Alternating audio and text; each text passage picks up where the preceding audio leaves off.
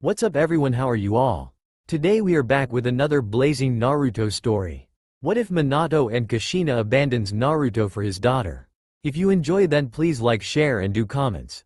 And also check the description to original creator of this beautiful creation. In a galaxy far away there was one man that had power, but not just any power, it was unlimited ultimate power for that he holds. He had complete power of the entire galaxy. This man's name is Lord Sidious that knows the ways of the dark side of the Force. He was also the emperor who had an army of clones who obeyed his every command.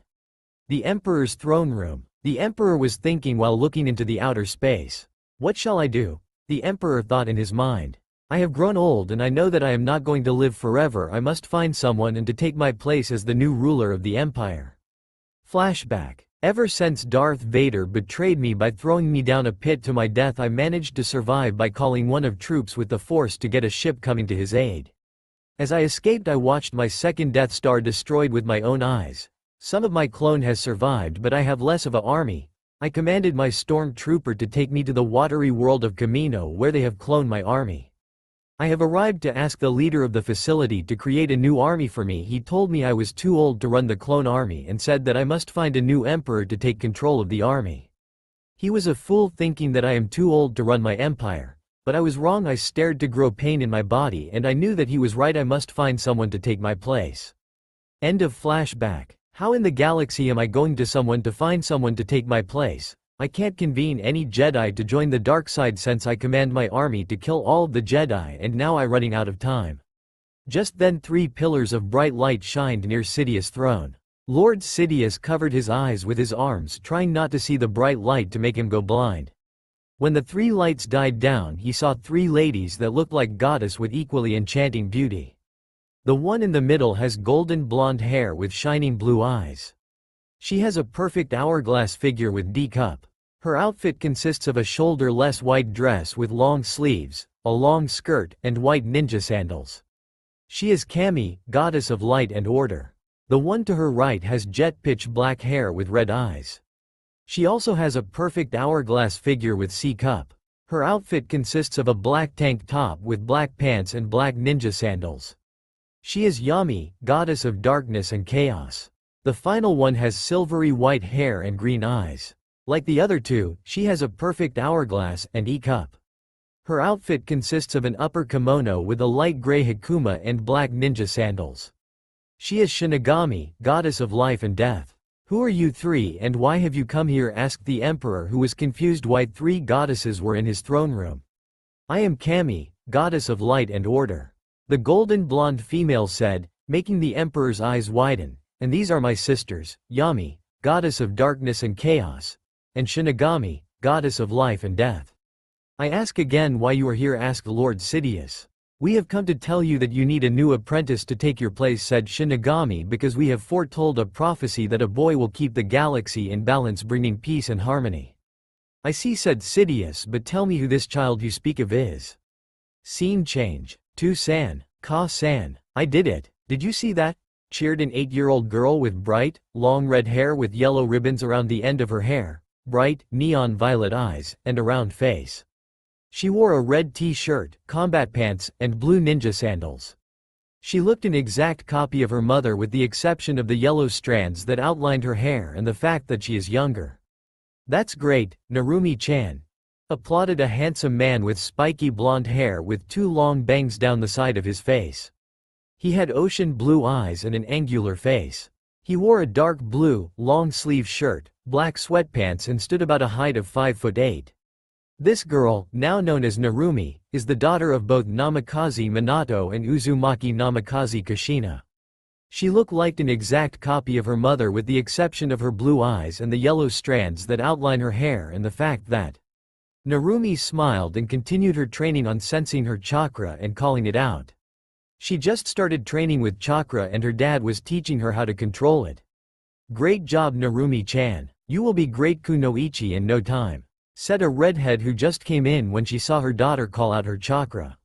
She stood at a height of 5'4", had bright, red hair, and a heart-shaped angelic face. She wore a hairclip on her hair, wore a red t-shirt and sweatpants. She had a body of a goddess that would make any male or female die of a nosebleed. With long slender arms and legs, and an impressive bust ranging from C cups to D cups, this woman is Uzumaki Namikaze Kushina, the red hot-blooded habanero in Konoha's Red Death. Thanks Ka-san. I can't wait until me and Tsubaki become great kunoichi like you. Narumi replied with a cheesy grin, making both Minato and Kushina smile at their child's energy and attitude. While the family continued being a happy family, they didn't know the pair of eyes looking at them. In the distance stood a boy who was the same age as Narumi. He had wild spiky blonde hair that went everywhere, electric blue eyes, and a round face. He stood about the height of 3 feet 5 inches, and at the moment was wearing a gray t-shirt and sweatpants. He looked like any normal healthy kid, but one thing different about him was the 3 whisker marks on each side of his face. His name is Naruto Namikaze, son of Minato Namikaze and Kushina Uzumaki Namikaze, and older twin brother of Narumi Namikaze. At the moment Naruto was glaring at the nice family scene, the same eyes on Levi from Attack on Titan, that was happening at the family private training area. Naruto just sighed and walked away, into his room where he did training of his own. When Naruto got into his room he lay down on his bed and remembered what happened a long time ago that made him to be what he is now. Flashback. Hey Tu-san, can you teach me how to do some cool ninja stuff? Asked a young blonde Naruto who was hoping his dad would say yes. Sorry Naruto, I can't. I have to teach Narumi. Replied Minato. Naruto frowned. Why can't you teach both of us at the same time? Argued Naruto, ignoring the smug look his sister was giving him. Sorry Naruto, I don't have time to do that. Naruto was going to respond with his father until his mother came in. Naruto, go to your room and don't bother your father. He will teach you when he feels that you are ready, said Kushina in a demanding voice. Naruto, not wanting to argue with his mother, looked at the ground and walked to his room. Why can't I learn how to be a shinobi but Narumi can? How come she gets everything? Said Naruto out loud to himself when he reached his room and closed the door so no one could enter or hear him. Naruto was considered a genius or prodigy. He was smart beyond measure, and had skills to learn anything really fast, so it didn't take him long enough to figure out that his family favored his sister more than him, seeing as she got mostly everything she wanted. He also noticed the villagers treating her like a hero. Naruto knew that his sisters had the Kyuubi's power in them, and that they were seen as heroines, but he didn't understand why he was so hated by the villagers while Narumi was mostly ignored. He laid on his bed and closes his eyes so that he could some rest. You all might be wondering why this had led him to a cold and focused child. Naruto woke up in the middle of the night, thirsty, and left his room. On his way back, he stopped by his parents' room, hearing them talking. Are sure Minato? It's usually given to the firstborn male. His mother's voice was shaky and sounding uncertain, making him wonder what they were talking about. Of course, he heard his father say with certainty. You've seen her. At this age already this strong and not even in the academy yet. With her friends, she's already shown she can lead. She would make a better clan heir than Naruto. Naruto's eyes were shaking in fear, thinking this has to be a nightmare and that it has to be a mistake. They can't be serious. Well, Minato, if you say so. His pupils dilated. Yeah, her birthday is coming up. I'll do all the papers and tell her then as a present. Naruto had heard everything they were saying. He backed away slowly from their door, then ran back to his room, leaving tears at their doorstep. When he was inside his room. A lot of tears dropped down from his eyes as he fell down on both of his knees, and clutching on his fists, making him bleed. They plan on leaving me. They don't care either I live or die. They always take everything from me, even my own sister, my birthdays, my childhood, and now my birthrights. No one loves me, nobody cares about me. A fading dark aura was surrounding Naruto as he was being consumed by dark power. He closed his eyes shut. He didn't notice that the objects in his room started to slightly move. I hate them, he said in his mind in anger. His aura started to grow darker. I hate them, he said it once more as the objects started to flying around him. Then he finally snapped, I hate them all, he roared in his mind. Then all of Naruto items were spinning around him faster and faster. Now his entire body was covered in dark hatred which he kept holding back. Then something in his mind calmed him down as he was remembering all the people that do care about. Naruto's stuff immediately stopped, then returned to their right places. The dark aura that Naruto had anger died down, and showed a bright white light was all over him. That's right, Naruto thought there were some that really cared about me and loved me. He now remembers their names. Yuhi Kurenai and Mitarashi Anko, Kato Shizune, Inuzuka Hana, Azuki Yugao, Itachi Uchiha, Uchiha Makoto, Morino Ibiki, and the Ichiraku family from the ramen stand. When Naruto was either in danger with the villagers Yuhi Kurenai and Mitarashi Anko, Kato Shizune, Inuzuka Hana, Morino Ibiki, Gemna, and Hayate helped Naruto one time when the villagers beat him, while Ibiki went on to teach those villagers a lesson during a torture session. After that they became friends, but at times he would stay a safe distance away from them so that the villagers wouldn't try to target them, too. But the others would have none of it and proceeded to hang around Naruto whenever possible. Flashback, present time. Throughout the years Naruto has been training very hard. Every day, he would train himself until he was exhausted and couldn't move. He would usually train in his room or in a secret training area where his so-called parents wouldn't catch him. His routine every day would be 100 push-ups followed by 100 crunches.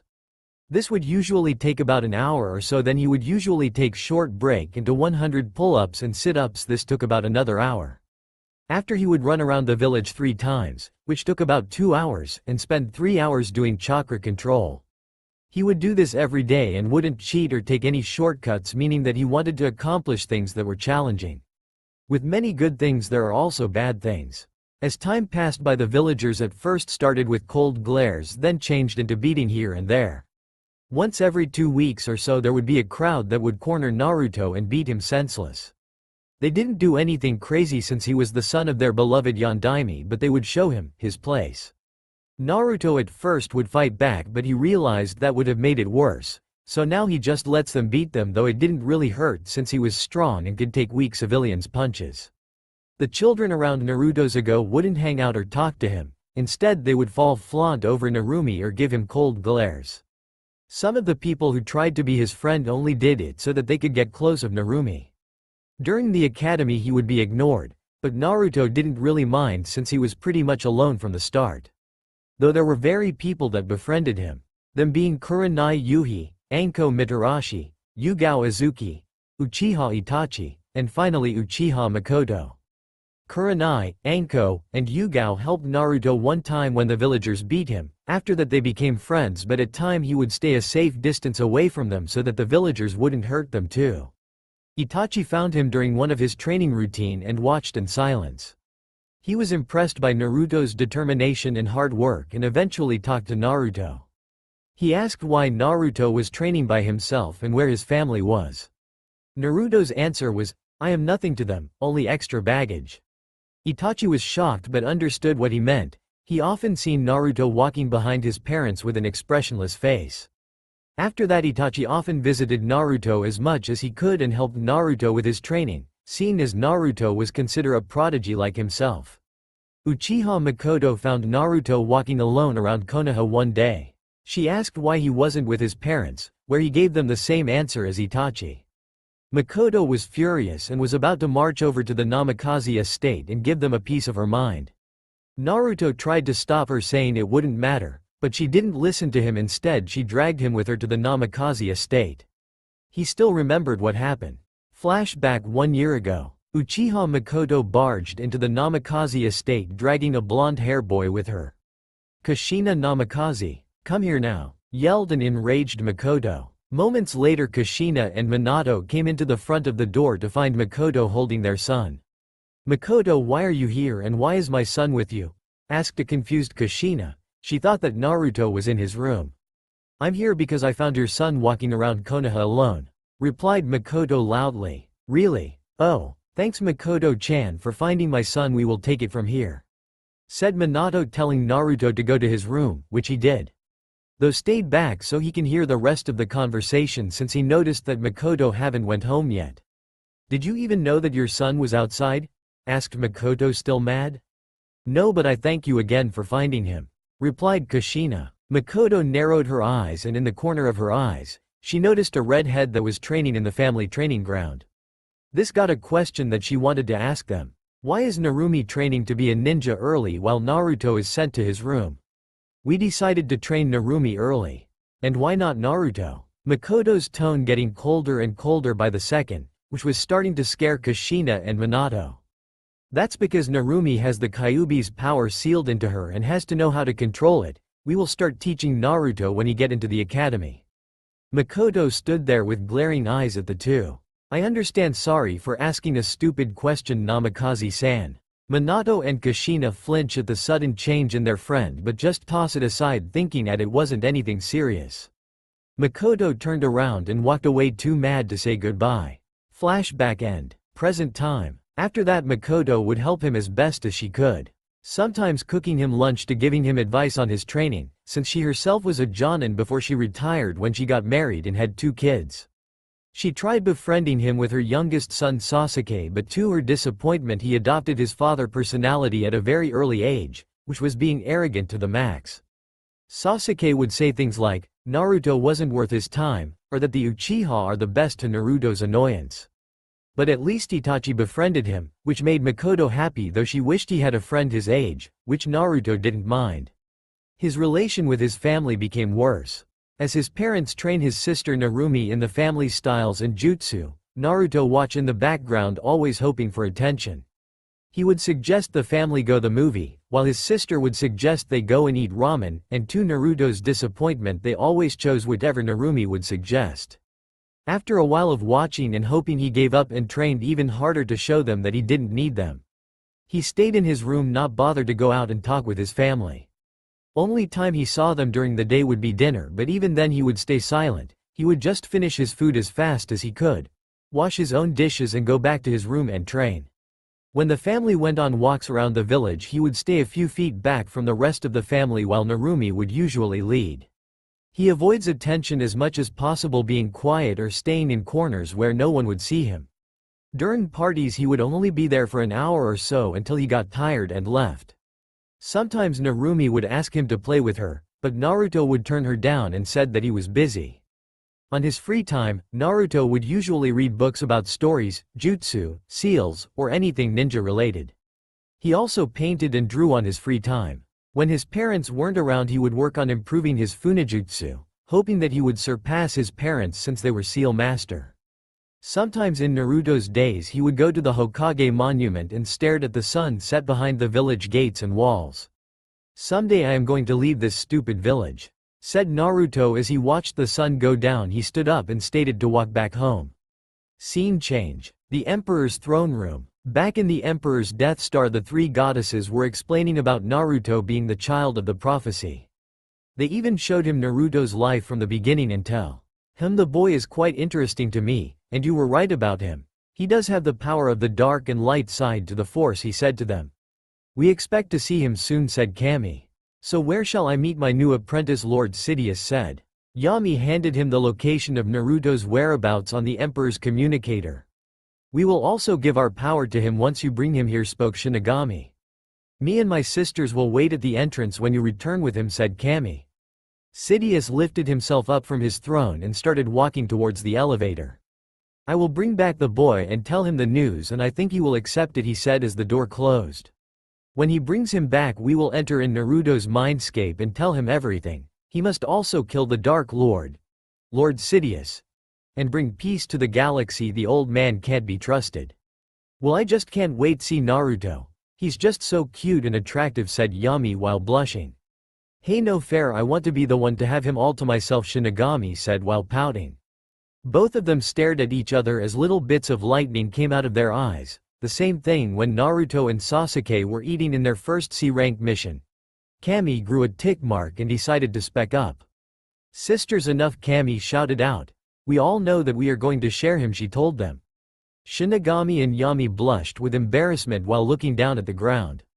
"Besides," Kami continued, "since I am the oldest, I will be the first one to kiss him." "Hey," the 2 sisters shouted. Namikaze Minato was doing paperwork, something he hated to do as Hokage. He was currently looking at a petition to release the civilians that were in jail for hurting his son Naruto. He sighed, remembering the time after the Kyuubi's attack and when he announced that Narumi had the Kyuubi's power and Naruto had the soul. Some of the villagers asked that Naruto be watched, hurt, or even killed before the Kyuubi could control Naruto. As a father, he knew that he shouldn't let them go, but he was the Hokage first. He was not just any Hokage, but the best Hokage ever to lead Konoha so far. As Hokage, he knew that the village came first, and family came much, much later.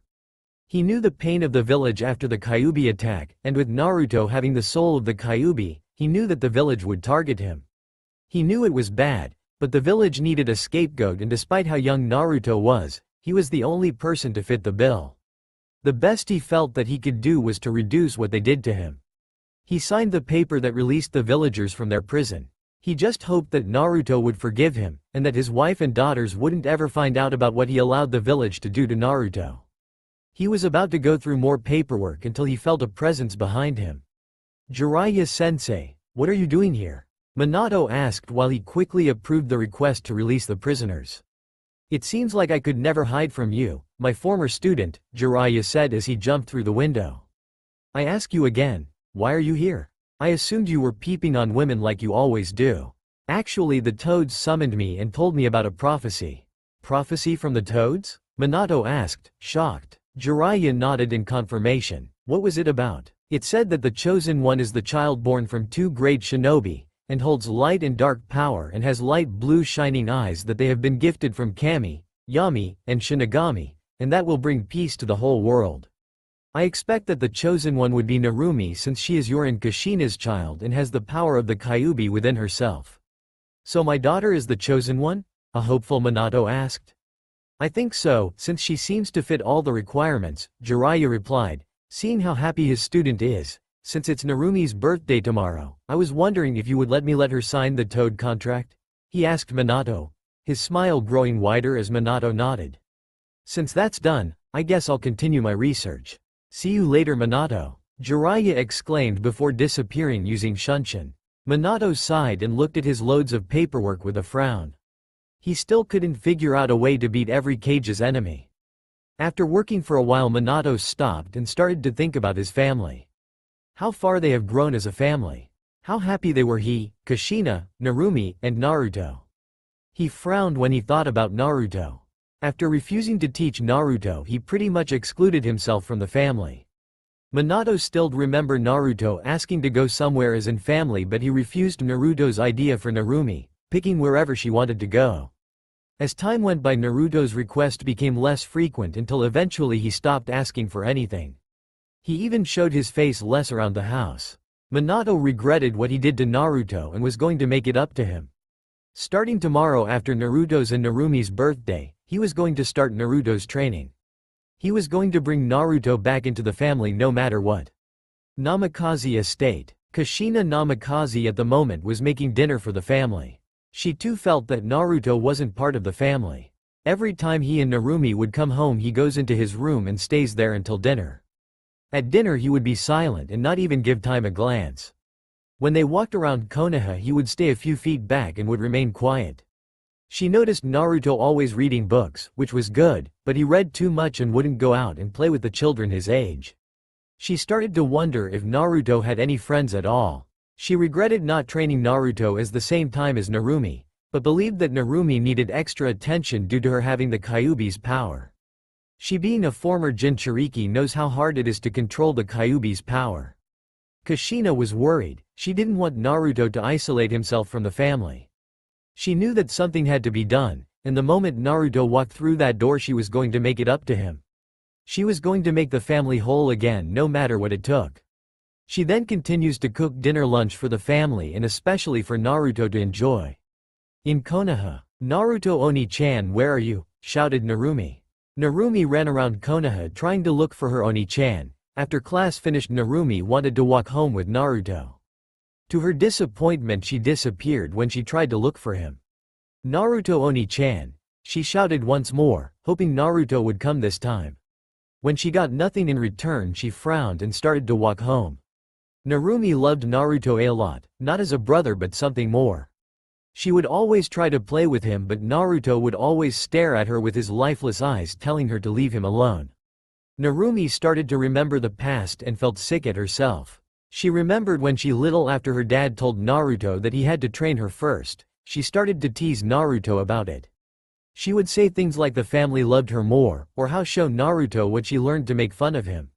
When Naruto would suggest they go somewhere, she would suggest they go another place, and every time they would choose her suggestion over his. Remembering these things made her just wanted to go back in time and slap her younger self. Narumi walked home alone, another day without Naruto. While she walked home she remembered that tomorrow was hers and Naruto's birthday. She smiled and thought of a plan, to get her Oni-chan back. She finished her plan by the time she got home and was going to start it the moment she reached into the house. Next morning. Today Naruto and Narumi's birthday. It may be his birthday but that doesn't mean he get a free day and relax from training. He left his home to go to his training ground. After an hour when Naruto left, Narumi woke up really happy since today was her and Naruto's birthday. She quickly got out of bed and ran to her parents' room. "To-san, Ka-san, wake up, it's mine's and Naruto's birthday," shouted Narumi, jumping on her parent bed waking them up. Minato and Kushina groaned as they woke up. "Narumi, calm down. Why don't you wake Naruto up and we can walk around the village and see the festival preparation, and we will visit the clan heads and your friends," replied Minato. Narumi nodded and ran to Naruto's room. While Minato and Kushina got up, smiled at their daughter's antics. They both went to go the usual morning routine of brushing their teeth. After that they changed while Kushina went to the kitchen to prepare breakfast for the family, and Minato reviewed what he was going to teach Naruto. Narumi ran through the halls and appeared in front of Naruto's room. She was scared to open it. She never has been inside Naruto's room before so she didn't know what was in there. Too scared to go inside she decided to knock instead hoping Naruto would answer. "Aniki," said Narumi while knocking on her brother's door. She got no answer, and knocked once again only to have no answer once again. She put her head against the walls to hear any noise but heard nothing. Assuming that he wasn't there, and still scared to go into his room, Narumi went to tell her parents. Narumi quickly went to the kitchen where both Minato and Kushina are. Kushina, seeing the sad look on Narumi's face, asked, "What's wrong, Narumi?" Narumi looked at her and replied, "Naruto isn't in his room." Shocking both Minato and Kushina. "Did you check his room?" asked Minato. "Well, I knocked and got no reply. I am scared to go into his room," replied Narumi. "Why are you scared?" "That's because I've never been into his room before, and I'm scared Aniki will be mad at me."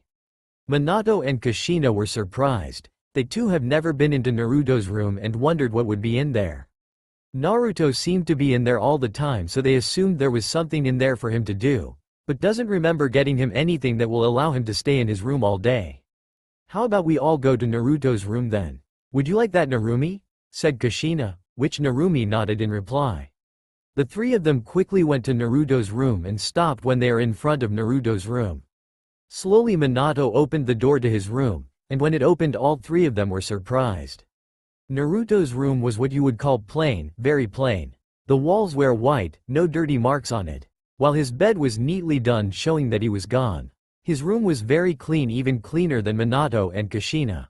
There wasn't a single clothes lying around anywhere. His clothes were neatly folded and the dirty ones in a basket at the side of his room. Narumi, Minato, and Kushina frowned at how plain his room was. Not a single decoration on the walls. They looked around his room and noticed a bookcase filled with books, mostly advanced. Even Minato would have trouble reading some of the books on the shelves. The books were ranging from romance novels to history books. There were many kinds of different books. "Naruto can read these books?" said a surprised Minato. Kushina and Narumi remained silent, amazed how smart Naruto was until they were interrupted by a knock on the door. They turned around and were surprised to see Naruto standing at the door to his room. "Can I help you?" Naruto asked coolly. Kushina quickly snapped out of memory lane, "Sorry Naruto. We wanted to tell you to come down and eat breakfast but you were gone. So we came to your room to check up on you, and we saw that you weren't here. Also, we wanted to tell you to get ready to visit the clan heads." Naruto nodded, "All right then, but if you don't mind, would you please leave so I can change?" The three Namakazes quickly left his room and went to go and get ready. After they ate breakfast with their family, they left the house with them to walk around the village to see how the festival preparations were coming, and it seemed that they were almost done. They then went to the Hyuga's homes where they had been invited along with the rest of the clan heads and their families. At the Hyuga clan house, Hinata, Hanabi, and Ino were all talking with each other. Shikamaru, Choji, Kiba, and Shino were hanging around each other. Well, to be more exact, Shikamaru was sleeping while Choji was eating chips. Kiba was playing with his puppy Akamaru, and Shino was silent, talking to bugs. There was a knock on the door, and Hyuga Hiyashi, the Hyuga clan head, answered it to see Minato and Kushina with their children. They could tell that Narumi and Tsubaki couldn't wait to talk with their friends, and Naruto who, well, he had his nose in a book and was just talking with Naruhi, off behind the rest of the family. "Hello, Minato-san. Nice of you and your family to make it," Hiyashi greeted, who is a good friend of Minato. "Yo Hiyashi, how's it going?" Minato replied, looking around the house and noticed a certain arrogant clan head missing. "Where's the idiot Fugaku?" Hiyashi sighed. Fugaku said something about not having time for childish things like get-togethers. Minato laughed. "Dude's gotta stick up his ass, that's for sure." Hiyashi chuckled at his friend's attitude. After a quick greeting from the rest of the family, Minato and Kushina went to all of their friends to catch up. Kushina glanced back at her children and hoped that they were at least starting to get along. Naruhi just sighed and went over to talk to Itachi, Naruto following close behind her. Narumi, however, stopped Naruto, and looked at him with determination in her eyes. "Oni-chan, would you like to play with me and my friends?" Naruto looked at her like she was crazy and grumbled. Guess she had a memory recollection problem and forgot all about yesterday. He wanted to say no, but he saw Kushina looking at them, hoping that they might get along. "Sure, why not?" Naruto said and shrugged at the same time. Narumi cheered at that and quickly dragged Naruto over to Hinata, Hanabi, and Ino, as they were the only girls there because it was a clan head family get-together. After 2 to 3 hours, it was noon, and time for the Namikaze family to leave so that they could prepare for the party and see the festival preparations. The Namikaze siblings finished talking with their friends and gathered by their parents. Time skipped 2 more hours. It was time for the party to begin. The Namikaze house was filled with family and friends, both children and adults. The clan heads and their families were all there, as was Hiruzen Sarutobi, the Sandaime Hokage, and his family, and the Namikaze children's godparents, Jiraiya and Tsunade. Itachi, Kurenai, Anko, Yugao, Hana, and Shizune came by as well, but just for Naruto. Naruto was standing in the corner away from the crowd where no one could see him. Meanwhile, the party was still in full force, and doesn't seem to be getting smaller or tiring down. If anything, it seems to be getting wilder. There was karaoke coming from the living room, with many more drunken adults singing, and the children were running all over the house. Minato, who was slightly drunk since he didn't drink much, managed to quiet everyone down for one of the usual main events for Narumi's birthday party. "Now then, it is time for Narumi to open her presents," Minato announced, getting everyone to quiet down. "Minato, my love, what you're planning? I hope it brings fixes whatever happened to our son," Kushina thought sadly. Narumi was happy, yet not completely. All of her friends and their parents were here, but her brother was still missing, and what seemed worse is that no one seemed to notice. It got worse as they cut the cake without him and even started presents without him, even though it seemed no one brought any for him. "Here, kid, it's a summoning contract for the toads. I have a feeling it will be put into good use with you," her uncle Jiraiya said, giving the large scroll to her, using a smile he uses when he's hiding something. "Yes, this is a chance to remind everyone that I'm not the only Uzumaki child," Narumi thought before looking up to Jiraiya. "Can Ni-san sign it too?"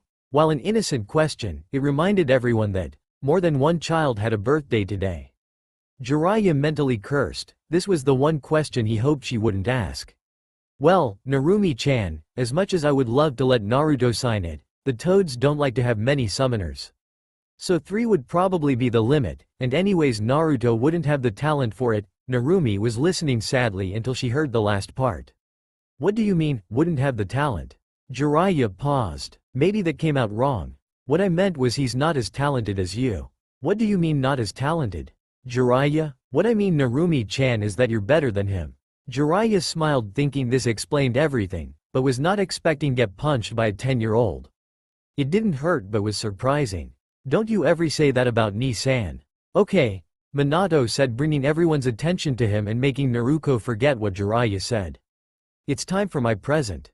Minato looked at Narumi before speaking up, letting everyone hear him. "Everyone, I hereby denounce Naruto Uzumaki as clan heir and give the position to Narumi Uzumaki. If Naruto disagrees with this order, I will excommunicate him from the clan." Minato smiled thinking he was going to get applause or agreement, but he got silence and Kushina pulling him aside. "You didn't say anything about potential excommunication. What are you thinking?" she said in a whispered voice. He was going to answer, but was distracted when they heard the front door shut loudly. Kushina ran past the party guests to look out the front window. She saw Naruto walking to the gate where the party guests were coming in. Narumi ran past her mother to catch up to her brother. When she got close to him she grabbed his arm with her hands. "Nisan, please stop. Where are you going?" said a worried Narumi. "I going for a walk," Naruto said without looking her. "Naruto, stop, I never wanted this," she tried to convince him. Naruto had enough of this. He removed his arm from Narumi's grip then pushed her to the ground. "Shut up," Naruto said loudly. "I was never a family to you or your parents. I heard everything they said that night." Minato and Kushina were shocked that he knew. "This is your chance to be a perfect family, then so be it, just leave me alone," Naruto said to her as he is walking away. Minato walked up to Narumi that was going to help her up, but the moment he touched her shoulder she got up quickly and punched him in the gut. It didn't hurt but was surprising. "This is all your fault," she shouted at him then ran back to the house running to her room with tears in her eyes. Minato turned around and saw the pissed off Kushina and knew that this was going to be bad as he walked back into the house. The party quests didn't want to get involved with their argument so they decided to leave. As they all left the two Chunins that were guarding the gate ran off to find the demon that harmed the next heir of the Uzumaki clan.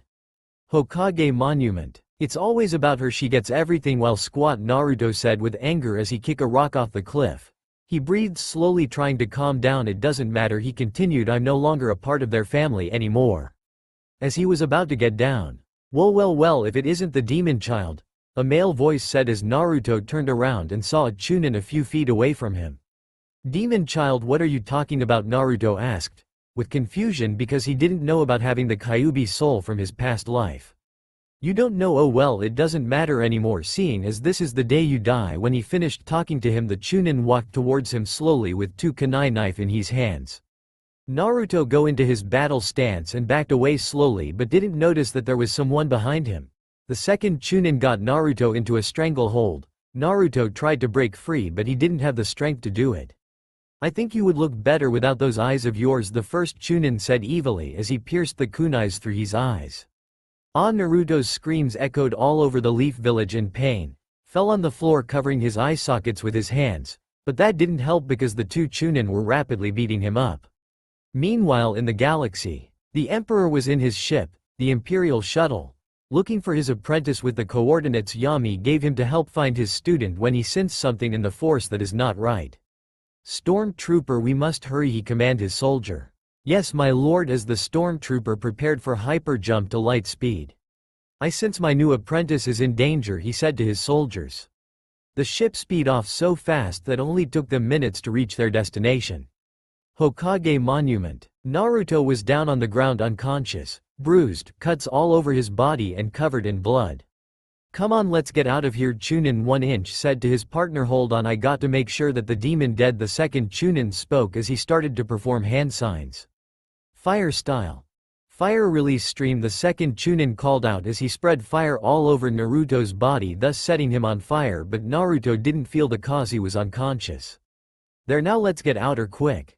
They were about to leave when a strange sound like steam was coming from behind. They turned around to see a weird aircraft landing on the ground. The door on the ship started to open and what the Chunin saw coming out of the ship was to appear to look like a weak old man wearing black robes with his hood covering his face. Behind him were two men wearing strange armor. "Hey, who are you and what do you want?" Chunin 1 said to the intruders. The Emperor turned his head at his men. "Kill them," he told his soldiers. The two stormtroopers pointed their blasters at the two Chunin then shot them down. "Your Majesty, there he is," Stormtrooper 1 told his lord pointing at Naruto's. "He's still alive, quickly get a medical capsule immediately," he commanded his soldiers. "Yes sir, right away." The two stormtroopers went back into the ship to get the medical capsule. The Emperor walked towards Naruto. He bent his knees down to the ground and placed his hand on his head. "Fear not, my apprentice, for Kami has given you a great opportunity for you," Lord Sidious spoke to Naruto as the stormtrooper came back with the medical capsule. The stormtroopers lifted Naruto to the capsule and placed a breathing mask on him to keep him alive. As they were about to leave, Minato and Kushina came. How did they came, you ask, as they were arguing back at the house when they heard Naruto's cries of pain as they left quickly to find him. Get the boy into my ship quickly, I shall deal with this too myself, the emperor shouted at his men as they carried Naruto to the ship. Give us back our son, Minato commanded at the stanger, as Kushina and Minato charged at him. As they were get close to him, the Sith Lord raised both his arm. Then he shot force lightning at them, both of them, which they didn't expected. As both of them were being electrocuted, the emperor noticed light a glow on the back of Kushina's neck. His lighting turned from blue to purple, causing more pain for both of the parents.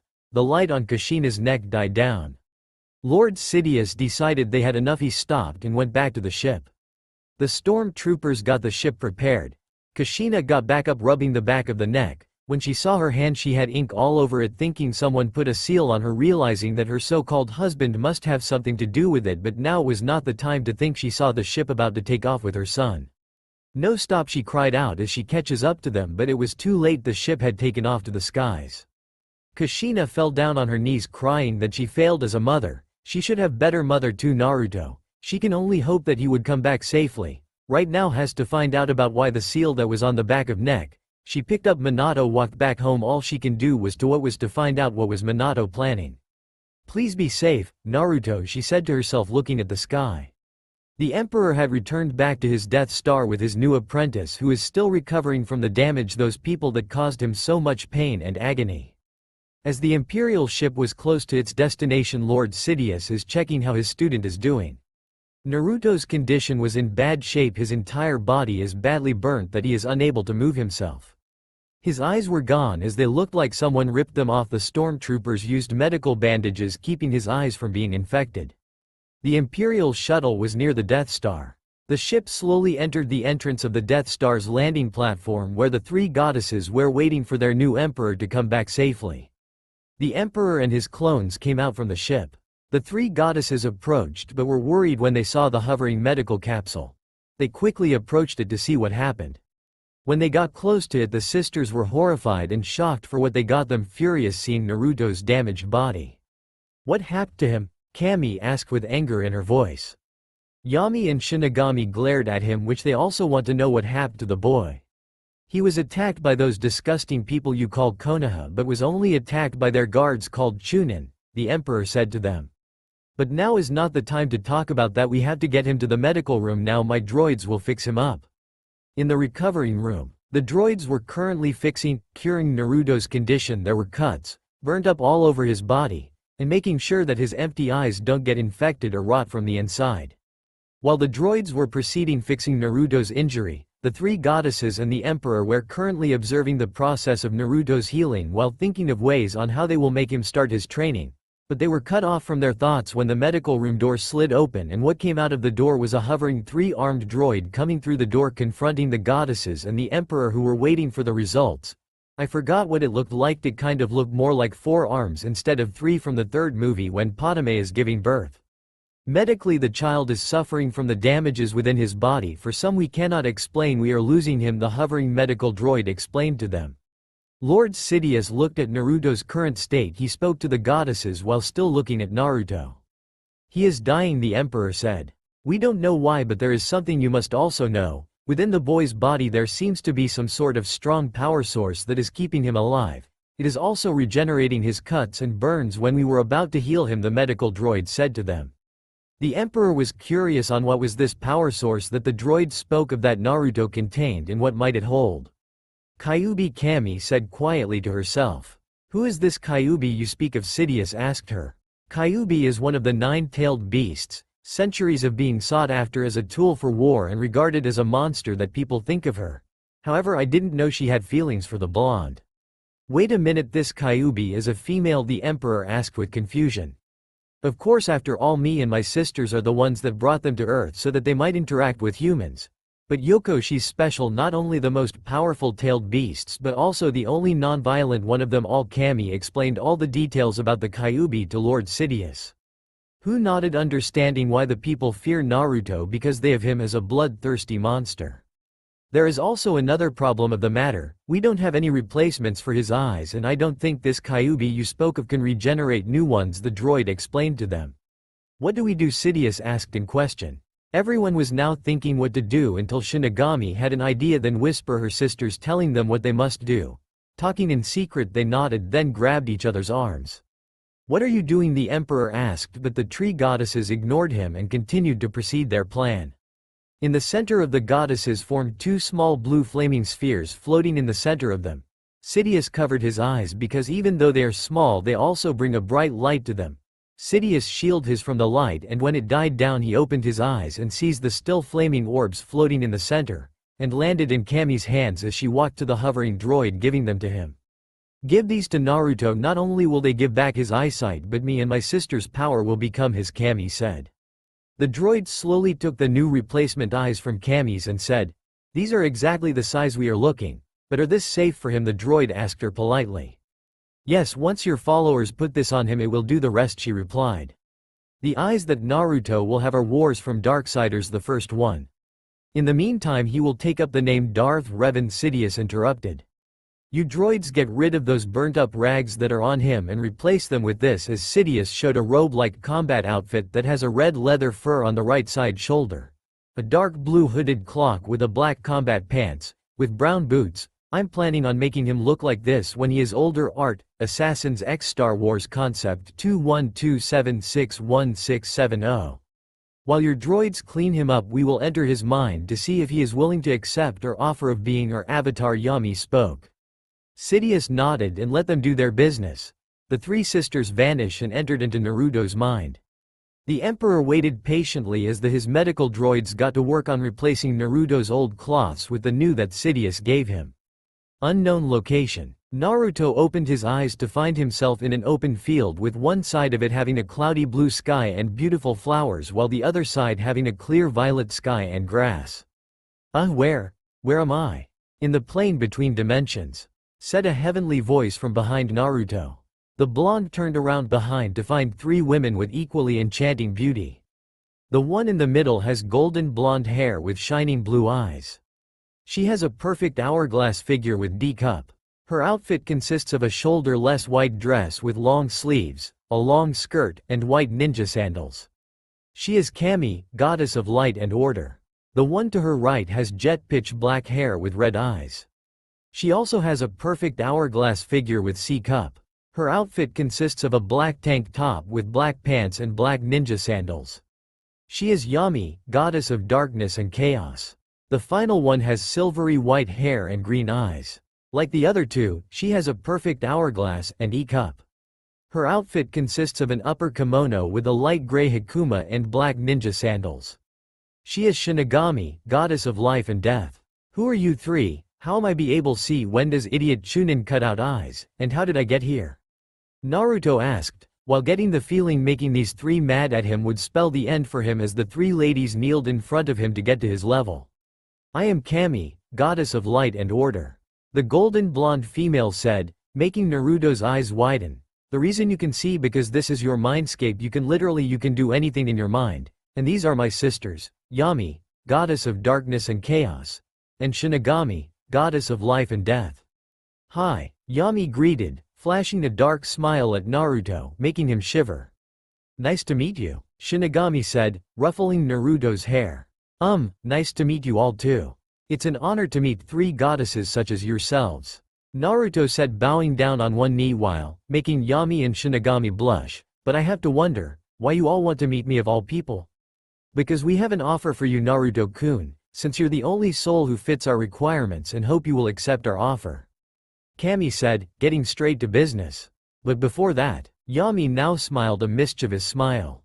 There is someone we want you to meet, Shinigami said as a swirl of light and darkness encircled the three and they disappeared from the plane between dimensions.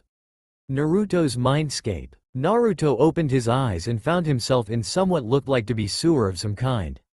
Naruto was wandering around hoping to find an exit until he heard the sound of someone crying. He made his way towards the sound and came upon what appeared to be a very large gate. Near the bottom, just a few feet above the floor, was a piece of paper. On it was the kanji for seal. He carefully approached the large structure and slipped inside the cage, and when he got in, he spotted a woman who seemed to be the source of the sobbing. He made his way to her, when all of a sudden he was tackled by the woman as she buried her face in his chest, screaming, "I'm sorry, please forgive me." Naruto was dumbstruck and asked, "What for?" The woman looked up, revealing her face. She had a perfect heart-shaped face that had a slightly tanned tone with 3 whisker marks on each cheek. Just like the blonde, and her eye color was a light shade of pink. The whisker-marked female sobbed again and replied, "What for? It's because of me that you've been outcast. I'm sorry. I'm the Kyuubi no Kitsune, and you're my host." Needless to say, Naruto was shocked and said, "My birthday is on October 10. You attacked Konoha on October 10. Bijus are too powerful for an ordinary human to kill. That's why my so-called father sealed you inside me." The Kyuubi nodded at the brief but accurate observation. But Naruto continued, "I don't think you attacked the village on purpose. There must be an explanation about that. I was being controlled by a masked man claiming to be Uchiha Madara, the founder of the Uchiha clan." Naruto nodded as he recalled hearing in passing about the man from Naruhi, making him frown. Wouldn't that make him more than 100 years old? Yes. Either it's because of the eternal Mangekyo Sharingan that he's immortal, or he's not Madara at all. While your mother is in labor, the man came and held you and your twin hostage. Your father saved you too, but managed to separate him from your mother, and ripped me from her seal. He then used his blasted Sharingan to trap me in a genjutsu to control me. You properly hate me because I am the one that made you suffer, she told him sadly as she dropped on her knees crying again, expecting him to slap her or beat her up for causing him so much pain. She waiting for the pain but instead felt a warm embrace. She opened her eyes to that Naruto hugging her. "Look, I don't care what happened to the past, all I know is that you always healed me when I'm injured, when the mob beats me up. You always making sure that I'm safe to wherever I go, and more importantly," he got off of the Kyuubi and put both of his hands on her shoulder and looked at her with determination on his face, looking at her sad, teary face, and said, "You're always there with me, never leaving my side when I was born. Now that I know cared so much for me, I can never hate because I think that I." The Kyuubi waited for his answer, not knowing what he might said, until his mouth opened and spoke. "Because I think I love you." His eyes were shut, had a light blush across his cheeks which embarrassed him. Naruto opened his eyes slowly, only to see Kyuubi sadder as more tears fell down on her cheek. Naruto was about to ask what was wrong, that is when she spoke. "Yoko," she said as she smiled at him. What? Naruto said with confusion. "That's my name, Yoko, and yes, Naruto, I love you too," she cried out and tackled the blonde to the wet ground and hugged him tightly while crying on his chest. Naruto didn't know what to do, but he just accepted as he hugged her back, trying to comfort her by rubbing the back of her hair, calming her down. 3 beams of light shot down from behind them and appeared was Kami, Shinigami, and Yami. A moment of silence later, Naruto spoke up. "So what about this offer you mentioned?" "Oh, right." Kami turned to him, looking straight at the blonde. "Uzumaki Namikaze Naruto, as our child of prophecy, you're destined for great things here in this plane. Because of that, you'll be able to be in peace not only to the world, but to the entire galaxy, and other worlds as well. Due to your blood, you have a perfect soul with the right amount of light and darkness within it," Shinigami added. "Also, you are the first person to ever have force abilities." "What is the force?" Naruto asked Kami. "It's an energy field created by all living things. They say it binds us, it penetrates us, and binds the galaxy together."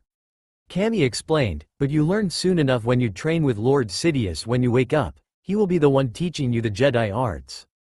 With that said, will you become our avatar?" Yami offered. "You are the child of prophecy, me and my sisters foretold after all." "There's a catch there?" "Yes, there is. In order to accept the offer, you must give up your blood of an Uzumaki Namikaze and must take on the blood named Darth Revan. Do you accept?" Naruto was shocked. He was given an offer by the 3 most powerful goddesses to become their avatar, but in order to receive, give up his family blood. He thought about it and realized his family does not want him and does want anything to do with him, and not only will he have the power to protect his precious people, but stick it to that self-righteous blonde prick of a father.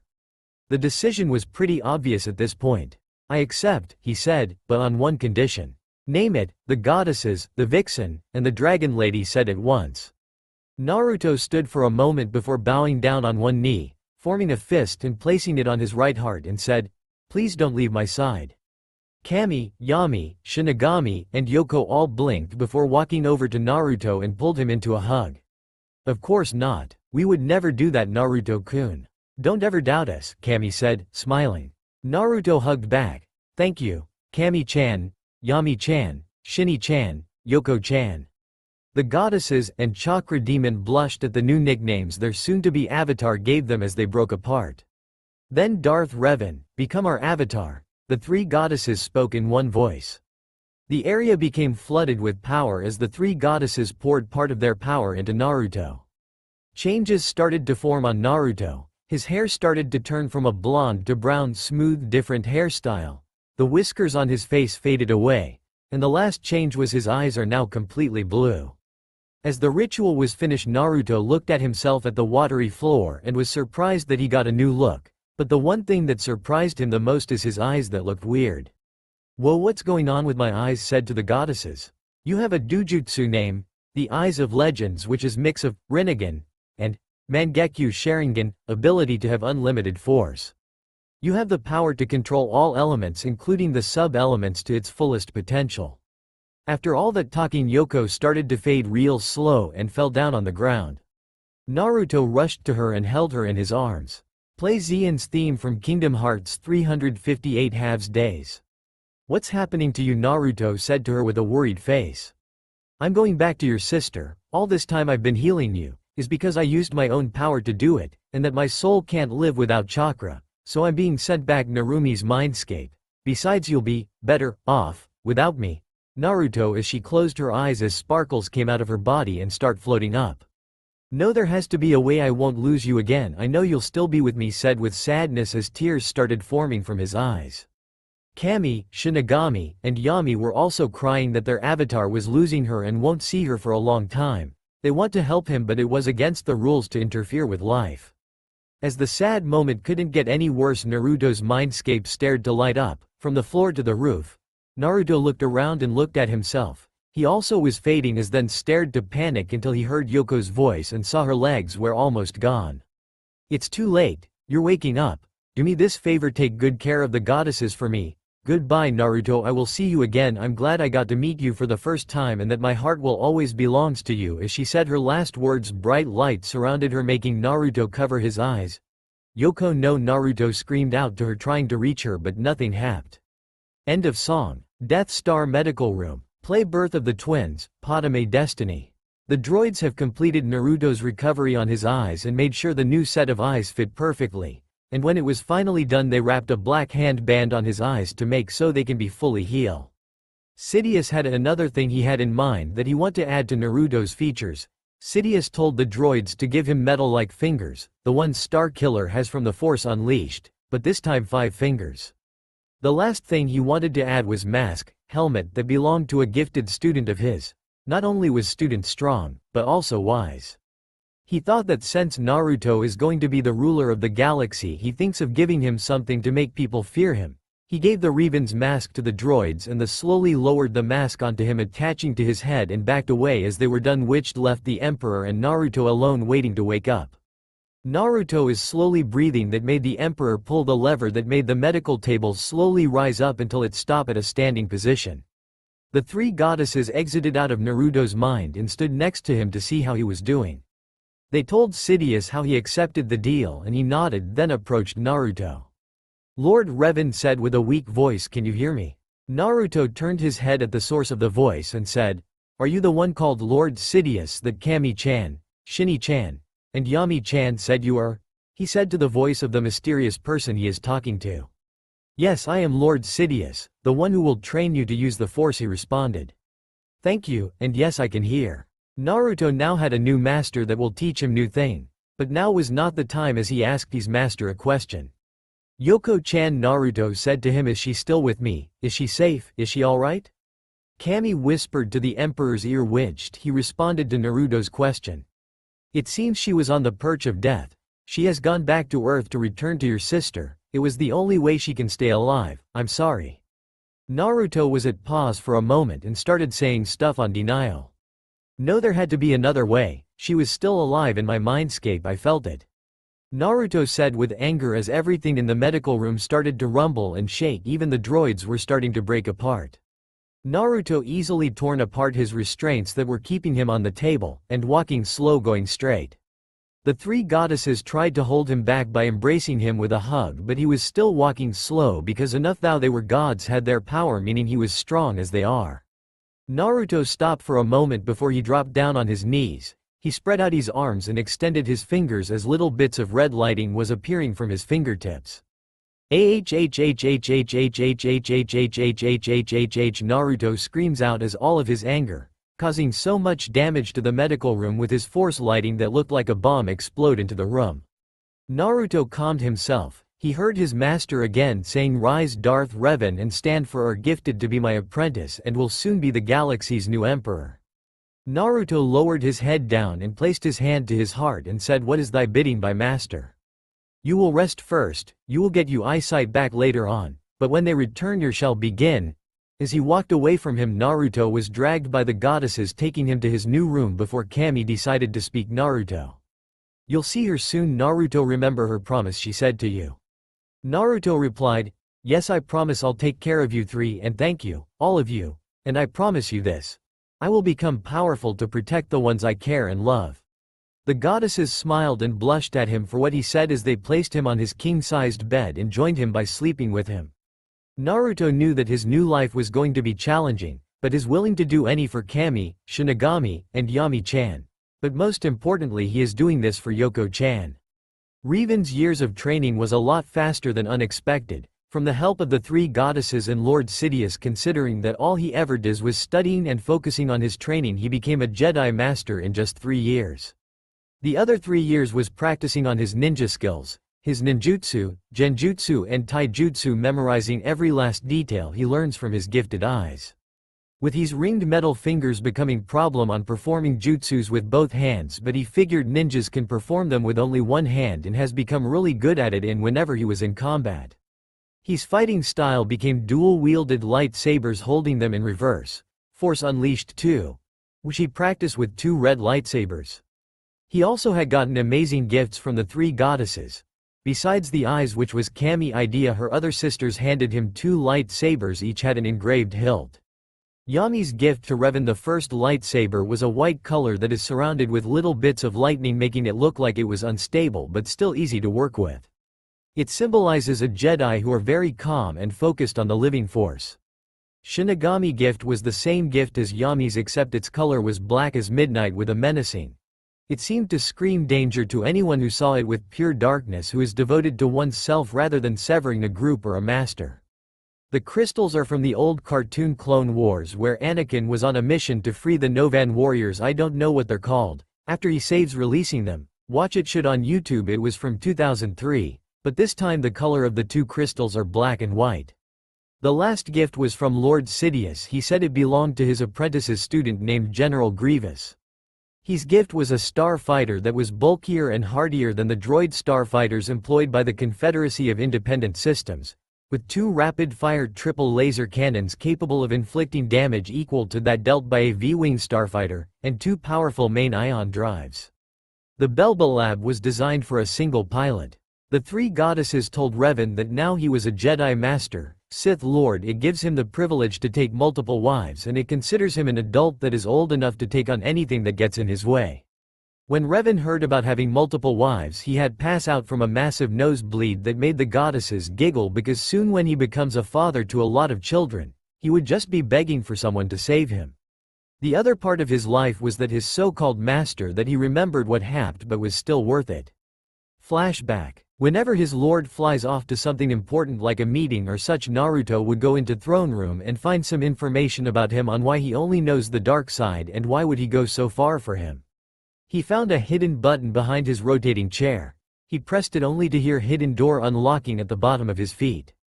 Revan investigated the hidden room, finding a lot what seems to be cube-like crystals, which his master calls them holocrons. He told him that holocrons are used to hold information on force techniques and instruction manuals by force users.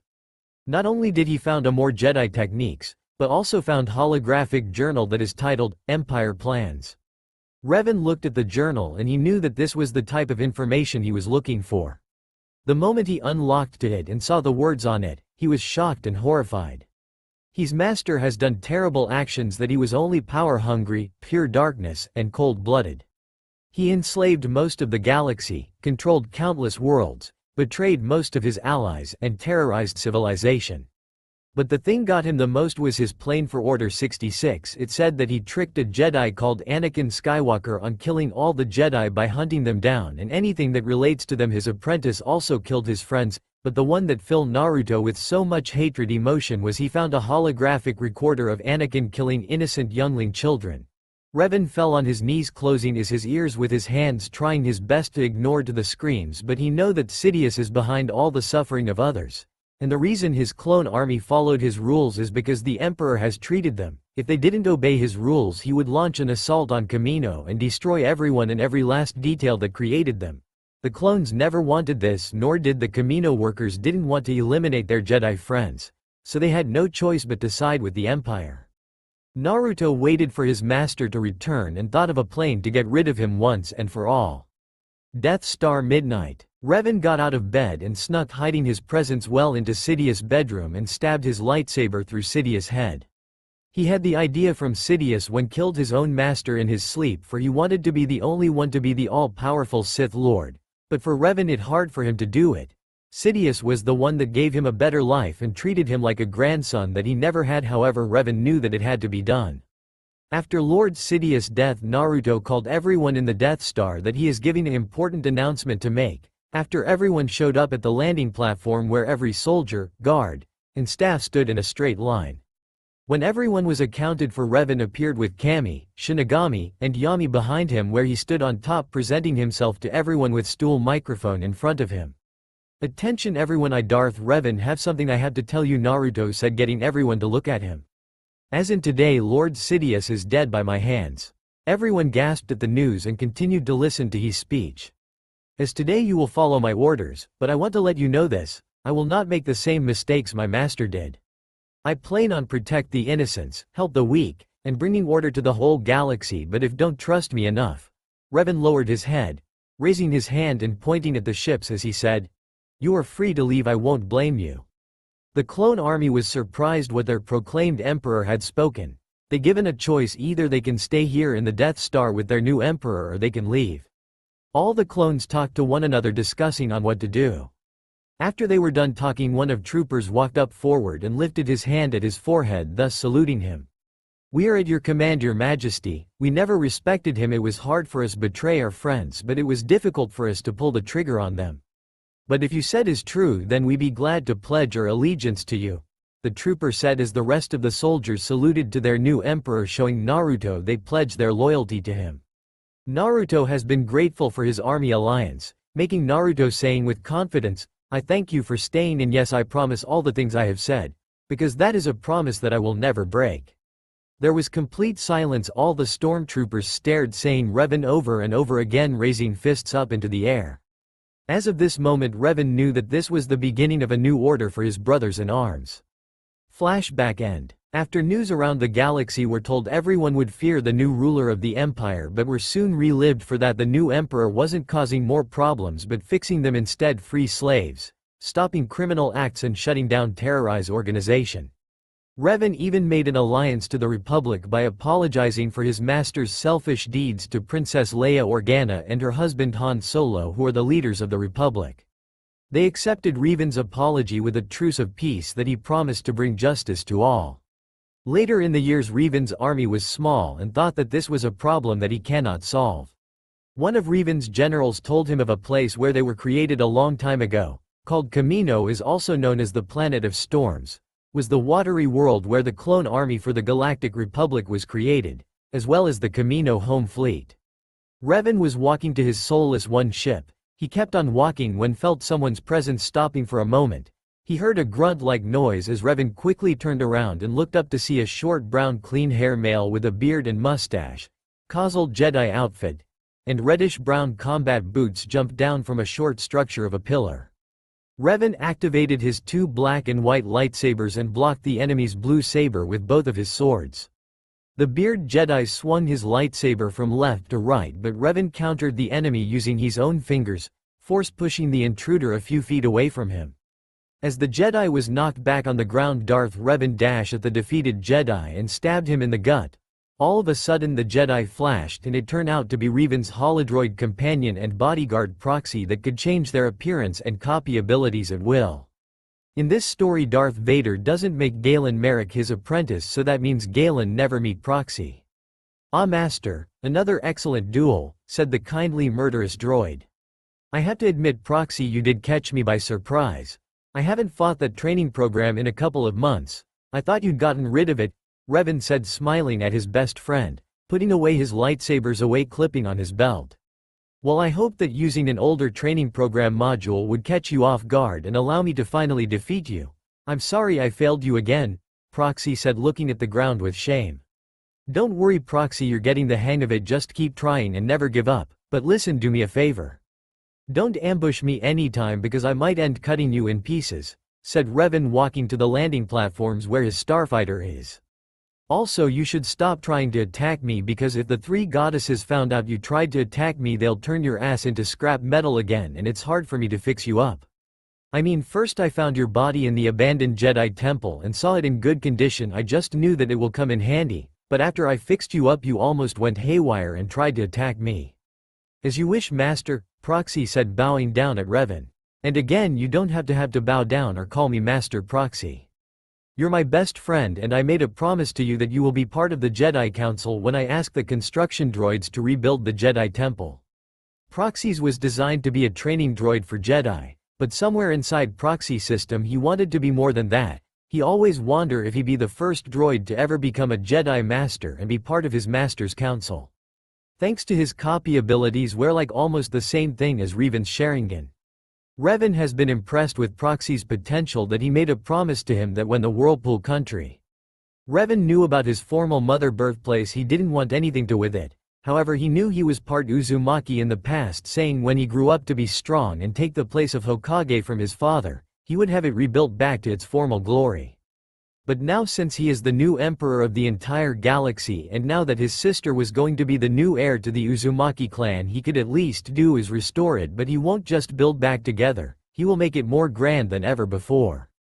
He also know that it wasn't her fault, nor was he sister, for she was young and didn't understand like he was. And his mother was under a loyalty seal behind her neck when first saw it when he was younger, but he will soon return home and try to get rid of the seal from her neck and protect his sister with his life, but they have to earn his respect and say they will never leave him and promise to love him. "Thank you Lord Revan, that means a lot to me, I will make you proud."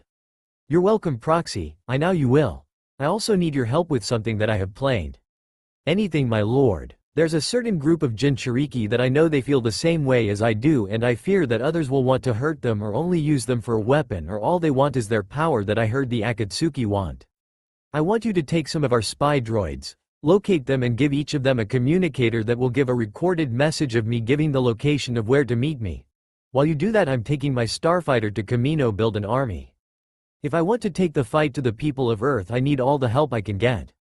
"As you wish Lord Revan," Proxy said, walking away to precede the orders he was given. Revan traveled to that planet on his soulless one ship and activated his jump to light speed so that he can get there a lot faster. Revan arrived in Kamino, where it seemed to rain a lot everywhere, that almost looked like the clone factory was being flooded with water. Revan landed his starfighter on the landing platform, seeing a long-necked creature, called Kaminoans, who keep to themselves and are known for their cloning technology. Revan walked towards the entrance with a cloak covering his entire body to protect him from the harsh cold rain, went inside the facility where the Kaminoans greeted him with his presence, bowing their heads to him, showing respect to the new leader of the Empire. "Master Jedi, we welcome you Darth Revan. As the Prime Minister is expected your arrival," the Kaminoan said with calm female voice. Revan raised an eyebrow with confusion. "I'm expected. Of course Lord Sidious did say that his new apprentice would arrive one of these years. But enough about that, the Prime Minister is anxious to meet you. After all these years we were beginning to worry you weren't coming. Now if you please, this way." The Kaminoan said to Revan as he walked beside her, following to where she was taking him. Revan saw a dead end at the end of halls, except when they got close to it opened like an automated slid door from the top and sideways. After the doors opened, Revan saw another Kaminoan, but with a different attire of clothing, standing up and walked towards him as they came to a stop.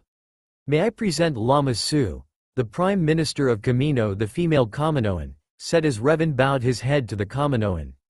"And this is Master The female Kaminoan paused, not knowing the emperor's name. Revan, Darth Revan, and you can relax, I am nothing like my master, Revan said, making the prime minister know he wasn't a threat to them.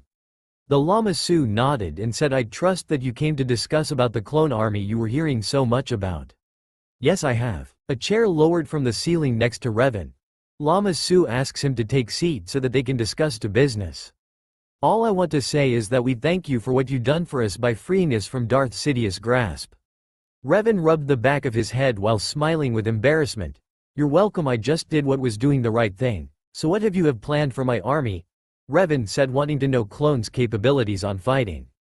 Ah yes, you will be happy to know that 200,000 units are ready with 1 million more on the way, and I must say to you that they are one of the finest we've ever created. Revan's eyes wielded, shocked how big his army he will command in battle, and responded, well, thank you, Lama Su. I can't wait to see them in action. We are delighted to hear you say that, however, that there are the missing touches to the clone army and we need your permission for it. Lama Su got out from his chair, pulling out 2 small holographic figures from his pocket, showing them in front of Revan. There are 2 army designs that we want you to choose. Will you take the ones from the old Clone Wars, or you want to keep the previous one that Lord Sidious had? Revan looked at the choices that Lama Su showed him and tried to make a decision. He didn't want to use the ones his old master used in the past. Revan turned his direction to the other holographic figure of clone army with forged Phase 1 battle armor. There were aspects of the armor included the helmet's breath filter, a utility belt, and the boot's high traction soles. The Phase 1 battle armor used color to distinguish clone officers from each other and the rest of the rank and file stock. For instance, commanders were marked by yellow stripes, captains, lieutenants and sergeants were identified by red, blue and olive green respectively. Revan knew that they are the best of the best, and he thought that this is the army he was looking for. I'll take the ones from the Clone Wars, Revan said to Lama Su. Then it shall be. Would like to see them now? Lama Su pointing at the direction where Revan's army. Of course, but before we do that I want to add something a little bit powerful to my army, Revan asked Lama Su. And what would that be? I'm rebuilding the Jedi Temple on Coruscant and I'm building a new one on my home world on Whirlpool Country. And I want to make sure it is secure. Do you think you have anything that will make some of my clones into Jedi Temple guards that can protect the temple? Yes, we have. We have a blood sample of a Jedi called Sifo Dyas who served the Jedi Order. He came here and asked us to build him an army, donated some of his blood, asking us if anything were to happen to him he would ask us to make clones of himself so that his clones could fight alongside with the others. Is there anything I need to fear from them? No, we modified their brains to follow orders 100%. They are totally obedient, taking any order without question. I thank you. May see the clone army now. Of course, this way. Play the clone army on Attack of the Clone Wars. Revan walked forward to see a hanging platform with sidebars. When he got near the hanging platform he put his hands on the metal bars to see the clone. He was overwhelmed how many clones there were. He assumed there had been thousands than the ones in Konoha he saw when he was a kid. On the other side were the Jedi Temple guards that Lama Su promised him and seen their newly equipped gear. They wore formal brown robes and identity-concealing masks, which displayed their sense of emotional detachment that was required in service to a higher calling. They carried large lightsaber pikes, double-bladed lightsabers that produced a yellow blade, which was considered rare among Jedi of the time. Magnificent, aren't they? Lama Su asked Revan, wondering what he thinks of his newly improved army that he created for his new emperor, which he severs and respects him. Magnificent? Are kidding, this is unbelievable. I'm glad to hear you say that. Revan was about to respond by thanking Lama Su until his communicator went off. He reached into his pocket and pulled it out, wondering who might be calling him. He activated it only to see it was Proxy. Lord Revan, have you assembled the army? Because someone on Earth needs our help. I think it's called Wave Country.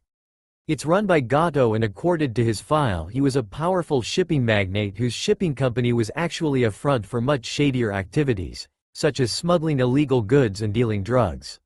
He took control of the Land of Waves shipping routes and created a monopoly by isolating the country from the outside world, preventing free import and export and turning it into an impoverished, hunger-stricken country in the process. He was a cruel man, responsible for humiliating and killing Kaiza in public for standing up to him. Kaiza's death immensely demoralized the people of Wave, to the point that they no longer had the courage to stand up to Gato. Revan clutched hand to a fist, shaking with rage. But no, all he wanted to do was to take some of his rage and take down that worthless good-for-nothing roach and take back what were rightfully the villages. Yes, Proxy, I have formed up an army and I will help the villagers get their land back. But remember, you still have to find the 8 Jinchuriki. When you find them, report back to me, understood? Yes, Lord Revan can do. Revan ended the holographic message and made a call to the Death Star, contacting one of his generals to bring Star Destroyers to pick up the new clone army to travel to Earth to help Wave Country and the rest guard the rest of the other planets. Each Star Destroyer carries 10,000 or more people on it. As the Star Destroyer arrived, the clone army loaded themselves onto the ship, then lifted away up into space. Revan got on his soulless one and followed suit, with him and his clone army behind his back as they prepared to jump to light speed to Earth. Look out, Earth, because Darth Revan about to show what his mate of Revan said with confidence, putting on his mask, then speed off along with his army behind him in a flash. Revan arrived near Earth with his clone close behind him. As soon as they got close, Revan seen the village still hovering on top of it where no one can see him, and it was worse than he can imagine. From behind his mask his eyes were enhancing to get a better view, and what he saw shocked and angered him. There were some people on the streets that had signs strapped onto their chests saying looking for a job, or will do anything for food, meaning that they were homeless. He even sees kids in rags, dirty faces and scratched up clothing that were looking for food in the alley or trash cans. After looking at the mess, Gato Kazi signaled his army to land at the docks near the village. While he landed right next to them, he got of his starfighter, saw a group of villagers looking at Revan with fear in their eyes. Revan was about to ask them a question when the Star Destroyer hatches opened up, showing the people of Wave an army wearing strange white armor and the others with different colors and robes with masks, holding various weapons. The villagers were about to run away and fearing that they will murder all the people in Wave until Revan shouted at them, "Wait, stop, we mean you no harm," making them stop, hoping that the masked person wasn't to them lying. Revan calmed himself down, looking at the rest of the group until he pointed at a man in front of the group and said, "You there?" The man in front of the group looked left then right, seeing if the mysterious person was talking to anyone, but nobody walked up forward. Then he pointed at himself saying, "Me," asking if he was taking to him. "Yes, what is your name and what happened to the village?" wanting to get information on what this Gato person has caused. "My name is Akira Kibo, last name means hope. I need help on names because I don't have any ideas on making up names, and Gato is the reason for all our suffering. He's been draining us and our poor village off everything we have. For those who couldn't pay were forced onto the street, sold off to be slaves or killed. Even our beloved children go around begging for food. We barely have enough money to live on ourselves." The news that the man gave Revan made his blood boil like lava that was ready to erupt with rage. He then hears Akira continue. "But Tazuna, my best friend, is building a bridge just west from here. We're hoping it could start a better life for us. But Gato caught word of it and he is planning on everything to prevent it from happening." "Where is this Tazuna you speak of? He is not a treat to me. I only wish to talk to him about helping out Wave Country." "I do not know. He said that he left Wave Country to go to Konoha to get help by hiring ninja so that they can help us, but we don't know when he will be back." "Do you know anyone? When will he be back?" "You can try talking to his daughter Tsunami. She lives not far from here with her son Inari." "Thank you, Akira." Revan bowed his head at him, then turned to his army, about to give them new orders. "General Jean, take about 1,000 men and guard the village from Gato's mercenaries. Keep at least 1 or 2 alive to interrogate them. I want Gato found, and I want that bastard found and dead, and want 2 men guarding the entrances and exits. If the civilian have any business outside the village, they are to be escorted by our soldiers. Commander Alex, tell your men to bring out the 2 gunships from the Star Destroyer, from attack of the clones, and scout the outside area for enemy campsites. No doubt that is where they're keeping the civilians' families hostage." "Yes, Lord Revan," Alex and Jean said, saluting their lord, then turn around facing the clone. "All right, you all have your orders, now let's move it, people." "Yes, sir." They all shouted out the left to proceed with their duties that they were given. Revan watched his army going on with their jobs until he was interrupted by Akira. "Why," he said with confusion, "why would you go all this way for us? We don't even what we are going to pay you back." Revan walked towards Akira, placing his hand on his shoulder and looking at him, looking serious. "This country's freedom is all I care about, and mark my words, my friend Gato won't die a quick, painless death." Revan took his hand off Akira's shoulder, then walked off to Tazuna's daughter's house, while the people behind him stared at their savior with hope in their eyes, knowing that things are going to get better. Tezuna's household. Revan arrived at the house. He knocked on the door waiting for an answer when the door slid open, and Revan was quite surprised when he saw who opened the door. It was a woman in her late 20s, assuming to be Tsunami, wearing short-sleeved pink shirt and wearing dark blue blouse, but was still the most beautiful he's seen. But still thinks that Yoko is the only one who is wonderful. The woman he is staring at had long dark blue hair that framed her face.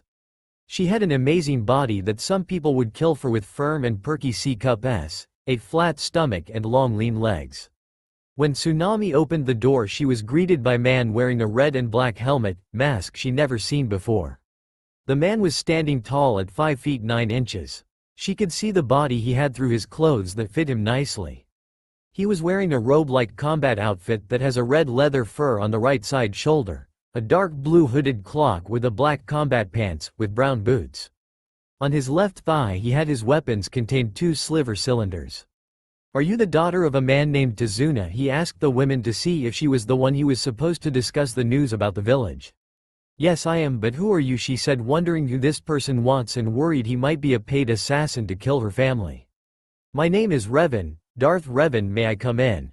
"Sure," Tsunami said as she opened the door, letting him in her house. After he enters, Tsunami asked him if he wanted some tea. He said yes, then pulled out a chair, sat at the table waiting for Tsunami for the tea. "If you are wondering if I am one Gato's minions, you're wrong. I am an emperor that came here to this village to help in its dire of need," Revan said when Tsunami bringing the tea to the table. Relieved that this person wasn't a mercenary trying to kill her family but is curious on why he said he was helping her home. "The reason I'm helping is because I don't want this place to suffer any longer and will anything to protect anyone who are dear to me. So now you know that I am not a treat. Can you tell when your father will return?" "Yes, he said he will be back in 2 weeks," she said to him. "Thank you, miss, you are truly helpful and I thank you." Tsunami has been touched by his words that started to blush a little. She was about to tell him with a thanks but was interrupted when Revan spoke again. "I sense you, young one, you don't have hide from me or your mother." They heard footsteps coming upstairs, walking down, and what came down was small child. He has spiky black hair and dark-colored eyes. He wore a green jumpsuit with a yellow shirt and a simple pair of sandals. Revan saw the boy's eyes as if some sucked the life, joy and happiness out of him. Revan knew something was wrong with him. He sensed inside him that he lost someone very precious to him. "Inari, it is not polite to listen to other people's conversation," Tsunami said at the boy, which Revan assumed to be the women's child. "I'm sorry, but why? Why do you want to help us? There's no way that you can beat Gato and his men. You'll just get yourself killed like everyone else. You think you can come here and everything will be alright again. None of you know how much we suffer and how hard life is for us." With that said, Inari ran upstairs into his room and slammed his door. "It's quite alright, it's nice to meet you," Revan said, smiling behind his mask, extending his arm with a opened hand. Expect a handshake, but only got was Inari looking down, saying it was nice meeting him, before running up to his room. "Inari!" Tsunami shouted, trying to make the boy come back for being disrespectful to her quest. She was about to go after him, but Revan quickly put a hand on her shoulder, stopping her. Revan closed his eyes from inside his mask and said, "He lost someone precious to him, hasn't he?" Tsunami was shocked at the question and nodded. Tsunami and Revan both sat at the dinner table where she told him a very sad tale of a man named Kaiza who once been a hero, same story as the anime, but this time Tsunami tells the story. "A few years ago we had a bad storm. The local dam was starting to break, so one of our people went into the raging water to try to fix it. He wasn't able to make it to the dam and was swept underwater. We didn't know what to do until someone jumped into the water and brought him back to shore. Then he went back in and managed to fix the dam. My father learned his name was Kaiza, who was a traveling fisherman who came to the land of waves to seek new opportunity. Over the years he became the father Inari never had and the brother I never had. When Gato arrived, Kaiza tried to stop him from taking over the country, but he was captured and publicly beheaded in the town square by Gato to show what happens to those who oppose him." Revan was shocked. This was the same Kaiza proxy gave him intel about Gato. The way Tsunami told about Kaiza, he sounded like a great brave man, even almost like his clone army. But now he understood why Inari is acting like this. The loss of a person, they can change their emotions, much like Revan's own life. People acting like he doesn't exist at his old home village. But all that changed when the 3 goddesses made him their avatar. Revan didn't want to see a child in pain, so he told Tsunami he decided that he have a talk with at dinner and tell him about his life. She nodded and thanked him, then went to the kitchen to make dinner for him and her son. Tazuna's household living room, 7 p.m. Revan helped Tsunami set up the table by setting the chair and helping make dinner for them. Inari came downstairs still with an emotionless face, looking down on the ground with a depressed look on his face as he took his seat. Tsunami took her seat next to him, son, trying to comfort him to make sure he doesn't lose his temper again. As Revan brought the food to the table, Tsunami and Inari began to eat. Revan wanted to eat as well, but he remembered that he was still wearing his mask under his hood. He removed his hood, revealing his entire head to the family, making them gasp, for they think he might be injured in an accident. They were interrupted when Revan spoke, "Don't mind me, I'm just taking this mask off so I can eat." When he removed his whole entire mask, showing his full head, which shocked both Inari and Tsunami, but for Tsunami her face was blushing red, for she saw the most handsome man in the world. He had short long brown hair that covered his left eye, no trace of body fat and no wrinkles or scars anywhere on his face. After he took off his mask, placing it on the table, then proceeded on eating. Revan saw Inari barley eating on his plate and decided enough was enough. He got up from out of his chair and took a sat next to Inari. "I heard about Kaiza. He sounded like a brave man," Naruto said, looking at Inari, which made him look at him. "I can't help but think that he would be disappointed in how you're acting this way. You have a mother and grandfather who love you with all their heart, who would die for you, and when they see you are hurting, it hurts them too. But don't let Kaiza's death get you down, it wasn't your fault. So you listen to me, Inari. You got the makings of greatness within you somewhere in your heart, but you have to take the risks that arrive unexpected, no matter how difficult it is. Just keep going, and when the time comes you get the chance to test your strength and show everyone what you made of. Well, I hope I'm there, standing there beside, showing you that I am proud of you." Can anyone find out where this quote was from? Inari looked at Revan, still weeping, but what Revan said, it reminded him of Kaiza, that he told him to live his life so that he will have nothing to regret and to protect those he care about, including his mother and grandfather. What Revan didn't accept was Inari hugged him. Revan felt the wet tears absorbing from his cloths. Revan didn't know what to do. He never how to convert children, so he did was hugged him back. "I know life seems hard and unfair and we can't change the past, but it will get better if you're willing to fight for it like Kaiza did and like your grandfather is doing. He is risking his life building that bridge so you can have a better life, but it's not just for you, it's for everyone," he said, letting go from the hug, and stood up. Inari looked at him and asked, "But what can I do? I'm just a little kid. I don't want to see my mother and grandfather said hurt." Revan looked down at Inari and smiled. "Have faith in yourself and others. I can teach you some amazing techniques that are beyond anyone's imagination while I'm here, as in today you will become my apprentices. But most importantly, help your mother and grandfather become happy again and keep them safe." Inari nodded at that with a small smile, and Revan told him to continue to eat. Tsunami was inspired of Revan's words to Inari, and she never seen Inari smile before, and it was all thanks to him. When they continued to eat, she couldn't keep her eyes off Revan. "What is this feeling? Have I fallen for him?" He changed Inari from being depressed to being back to his normal self. "He even acted like a father figure to my son, but would he love me or would he just ignore me? All she can do wait, and when the time is right she will tell him how she feels." Tazuna's household living room, 8 p.m. After everyone was done eating, Inari yawned, rubbing his eyes, which Revan and Tsunami knew it was past his bedtime. "Come kiddo, time for bed. Your training with me begins in the morning and I don't want a tired student of mine lazy in the morning, so you best get some shut-eye," Revan said, ruffling Inari's hair, making him smile. "Okay, good night, Ka-san, Revan-san." Inari walked back to his room, leaving Tsunami and Revan alone. "I better get to sleep too. Tsunami-san, is there a guest room I can sleep in?"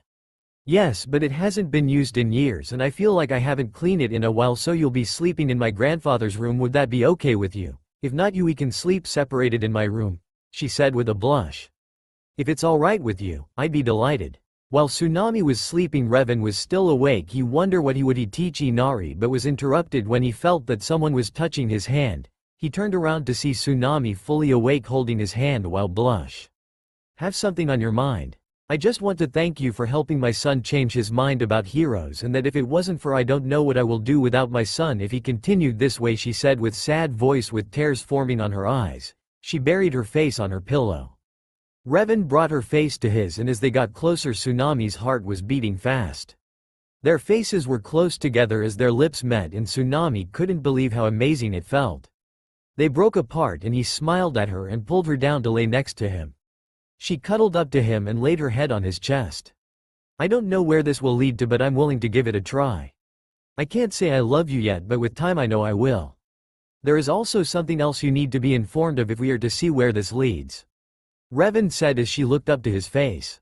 Also, I am the last of my kind, Jedi of course, and I need to have multiple wives. I will not pressure you into answering now and will let you think it over. Revan said as he kissed her forehead. With that settled, Tsunami's cuddled up next to him. Sweet dreams, Tsunami-chan, he said and kissed her forehead, getting a smile from her, and fell asleep with her in his arms. Konoha Village. Things around Konoha haven't been going so well. After Naruto's kidnapping, things around Konoha have gone bad. First was the Uchiha massacre. Itachi killed everyone of his clan that was ordered by the consul, for the Uchiha were planning an attack on the Leaf Village, but only Itachi spared his brother Sasuke and his mother Makoto. The reason he let his brother live is he thought that his mother can change his ignorance and selfish ways, but it turns out to be a failure from the start. The other was Kushina and Narumi are crying with emotions appear in their faces, but the main emotion is anger. They were angry at their husband, father. After the whole incident at the party, Kushina came back to the Namikaze mansion with an unconscious Minato. She puts him on a nearby chair, then she is bombarded by Narumi. She wanted to know what happened to Naruto, and why she looks like so devastated. Kushina told her what happened to Naruto. These caused Narumi cry more. She can't believe what happened, that her brother was kidnapped and that her own father does something horrible to his brother. But no, was not the time. She went to the house library with Narumi, finding out what was the mark on the back of her neck. It took her minutes to find what she was looking for, but she finally found it. It turns out that she was in a loyalty jutsu that causes the victim to forget the one she cares and is always listening to the user. She then realized that the only person to ever do this was her so-called husband. Both were now furious, for they want do nothing more than to beat the living daylights out of Minato for causing Naruto to be alone for the rest of his life. They even found out that Minato allowed the villages to beat up her child until they think he's dead. Kushina and Narumi couldn't call themselves his family, but wherever he might be they hope he will come back so they can say they're sorry for not being there for him. Kushina told Narumi that they are leaving the mansion and that she is going to divorce Minato. She asked her to pack her things in scrolls so she can carry everything she needs, while Kushina had plans of her own. 1 hour later, Minato woken up from his damages. He stood up from his chair but heard something drop to the ground. Silently he looked down to see a piece of paper. He picked it up and saw writing on it. He looked at it closely and sees that it was Kushina's handwriting. I am leaving you. It was all your fault. That you're the reason I acted like a complete fool. Thanks to that hooded figure's lighting attack, it took care of that loyalty seal you put on me. You have no idea how pissed I am at you for causing my son so much pain. This marriage is over and I'm taking Narumi with me. Goodbye, Hokage. Minato could not believe this. His years of planning were ruined by that mysterious hooded person who destroyed the seal that he placed on his wife, keeping her loyalty to him, but all that has gone to waste. Damn you, whoever you are, but you only got in the way of my plan to make this village perfect for the people. Cough, Danzo, cough. But I'll figure out who you are later. Now I have to think of a plan to take back what's mine. After so many years, Minato tried to convene Kushina to come back to him, but she still refused. Narumi got enrolled in the ninja academy. She trained her heart for herself and was now on Team 7 with her mother to make sure she stays by her side, keeping her safe. Also, her sensei is Kakashi and her teammates Sasuke and Sakura, but she knew why she was placed on that team. Her sensei is her Hokage student and that Sasuke was making attempts on making her his wife, except Sasuke would get bet up to bulb by her. After so many D-ranked missions, Team 7 was currently in front of the Hokage's door. Narumi sighed before Sakura opened the door to the Hokage's office. There, sitting down on the chair, was Minato Namikaze, an old man. Everyone glanced at the old man for a second and paid their attention to Minato. Team 7 mission success, Minato-sensei, said Kakashi. Sasuke was brooding in a corner, Sakura gazing at his coolness, and Narumi was giving Minato an emotionless look, for it was her Hokage. Minato sighed. He had gotten used to that look after the kidnapping of his son. How he wished to have that child back so he can get back his family and his image. It's because of that child Kushina found out about everything. He just sighed and put it to the back of his mind. Truthfully, he didn't really care. As long as he was Hokage, he didn't need to worry about small things like those. The village came first, and that's what he needs to do, to ensure that the village is safe and on top. That's great to hear, Team 7. Report here tomorrow and you'll have another mission, replied Minato. Kakashi nodded while Sakura frowned. Hokage-sama, can we have a C-ranked mission? I mean, we already completed like over 200 D-ranked missions, asked Sakura, hoping she'd get a yes. Minato pulled out a scroll, which were Team 7 records. Minato was examining its record. It seems you are correct. Fine, then hope that you can handle this. This man here, his name is Tazuna, and he needs an escort to Wave Country. This is a C-ranked mission, do you want to accept? Asked Minato. Yes, I think my team can handle it, replied Kakashi with an eye smile. Minato nodded and looked over to Tazuna, who nodded. Sakura squealed at having the chance to prove herself to Sasuke. Sasuke just huffed, and Narumi sighed. After they walked outside with Tazuna. Okay team, we will be meeting at the gates the next morning, and remember to pack for at least a week, said Kakashi before disappearing in a puff of clouds. Narumi went back to her home as fast as she could to rest for the big mission tomorrow. When she got to bed, she looked up to the ceiling thinking about her brother, the one she lost, and couldn't confess her feelings. She only hoped that wherever he might be, she hopes that he will return and she can tell him how she feels for him. The next morning, Narumi waited with Tazuna for her team and her mother, who arrived wearing her old gear she used to wear when she went on missions. She came an hour earlier than the supposed time, so she waited with her daughter and Tazuna. They talked for a little bit, getting to know each other. Narumi learned that Tazuna has a daughter and grandson, and owns an inn. After the talk, Team 7 arrived along with their sensei. Tazuna and Team 7 were currently walking to Wave Country. The sky was clear and sunny, a perfect day people would say. While walking, Sakura was giving looks to Sasuke as usual, while Sasuke gave looks to Narumi. Narumi was currently talking with Tazuna, Kakashi reading the infamous Orange Book, and Kushina glaring at the emo Uchiha, making sure he better not lay a hand on her daughter. We should be there by sundown, said Tazuna. Team 7 nodded and continued walking. On the pathway, Kakashi and Kushina noticed a small but big-sized puddle. Even Kushina knew not to go near that puddle, knowing it would trigger a trip. They all walked past the puddle cautiously. When they were a yard or two away, one people emerged from the pond. Both were wearing gas masks and Kiri headbands. Kakashi recognized them as the demon brothers Gozu and Maizu. They wrapped chains around Kakashi, then ripped him apart, leaving Team 7 dramatized, including Tazuna, who was sacred of dying. After the demon brothers killed the team's sensei, they both instantly charged at the nearest target, which happened to be Tazuna. Narumi noticed them and took out her katana ready to defend him, but Kushina beaten her to it. Kushina jumped into the air and set Gozu a spinning roundhouse kick in the face, sending him flying backwards. Maizu tried attacking Kushina with his gauntlet hand, but Kakashi appeared, dodged it, and kneed Maizu in the stomach, knocking him out. Just what the hell was that all about? Sakura said, getting everyone's attention, but soon ignored her as everyone turned their heads to Tazuna, who coughed, getting everyone's attention, for it was because of him that the demon brothers were after. What? Tazuna asked them in question. Why, where does two after you? Kushina said, wanting to know what was going on. I don't know what you're talking about. This caused Kushina to grab him by the neck, making him look at her deadly eyes. I know that you are lying to us, so either you tell us what's going on or we're leaving this mission. Okay, I tell, just let me go, he said to Kushina. She nodded as she let go of him to let him explain.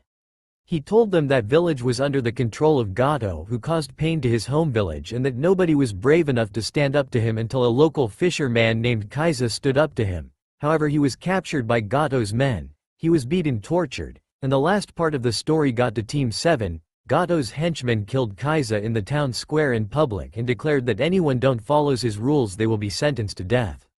Team 7 were shocked to hear this. This Gato person is controlling this people like they are his slaves, and if they were to disobey his rules, the people would be killed. So you see, I hoped that someone from your village would help us. We're building a bridge to make trades to other villages, and once we do that, it will bring our people hope. So will you help us? We really need your help. Narumi and Kushina knew this old man was begging for their help. Kakashi, Sasuke, and Sakura had other things on their minds. Kakashi thought that if they helped Tazuna, this will bring Konoha an alliance with them. Sasuke thought that if he do this, Narumi will be on her knees begging him to be with him. Oh my god, would someone get me a gun and so I can put a bullet on this emo prick's head? It will do the world a favor. Plus it will prove that the Uchiha is stronger than anyone.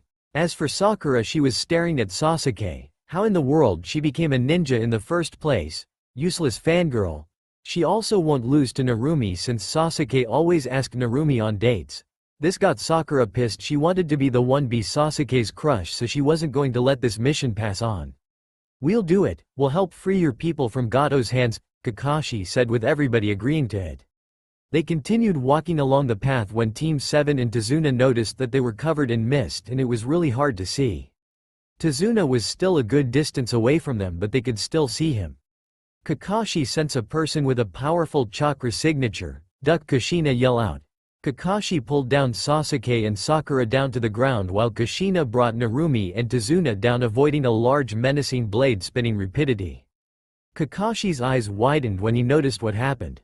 It was Zabuza who drowned his giant sword at them. Momochi Zabuza, demon of the hidden mist. Expert in silent killing, a ranked missing nin. What are you doing here? Kakashi asked, who was a little nervous, for the safety of his team Kushina and Tazuna. Well, if it isn't Kakashi Hitaki of the Sharingan, or should I say the copy ninja, said Zabuza with a monotone voice. The old man is mine, he glared at Kakashi and releasing killing intent. Protect Tazuna, you three. Kushina, you with me, ordered Kakashi, when he realized what was going to happen. Team 7 quickly ran to Tazuna but froze when they felt the killing intent strengthen while Kushina pulled out her katana. Zabuza then dashed towards Tazuna with his sword ready to strike at Tazuna. Kakashi tried to stop him but was stopped by Kushina's blade. The rumors are true, you truly are the Red Death of Konoha, Zabuza said to Kushina. I'm guessing people around every other village know about me. But why are you trying to kill the bridge builder? She asked the bandage missing nin. It's none of your concern for what I plan to do. All I know is that I'm being paid top ryo, or top dollar is how people say it, to kill this old man, and nothing, not even you, will stop me from get that bounty, Zabuza said evilly. Both Kushina and Zabuza continued to clash swords, but Kushina had the advantage for she was known to be one of the best sword wielder that ever lived. She pushes off Zabuza blades, making him skid back. He disappeared in a puff of smoke out of Kushina's sight, then reappeared in front of Kakashi making hand signs. Water style. Water prison jutsu. Kakashi was trapped in a sphere of water, unable to move.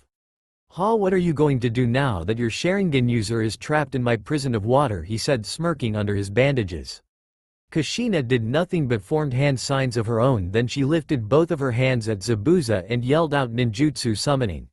Chakra chain barrage. 2 silver chains shot out from her hands towards Zabuza, which he didn't suspect her to do. He was wrapped all over with chains and could not get free from them. What is this jutsu? Can't get myself out of this chains, he thought with confusion. He then stared to fell weak all of a sudden that his vision started to become blurry. What the hell is going on? I feel like all my chakra is being taken. If you're wondering why you feel weak, is because my chains can absorb your chakra, and now that you're trapped it also cancels out your jutsus that you performed. Zabuza looked at his left side where he placed his water prison jutsu on Kakashi started to fall apart, thus freeing Kakashi. He pulled out a kunai and pressed it against Zabuza's neck. This is your end, Momochi. Zabuza, you have any last words before your end? I'm not sure if I have any last war. Zabuza couldn't finish his sentence when all of a sudden a blue-like laser hit him in the back of the head.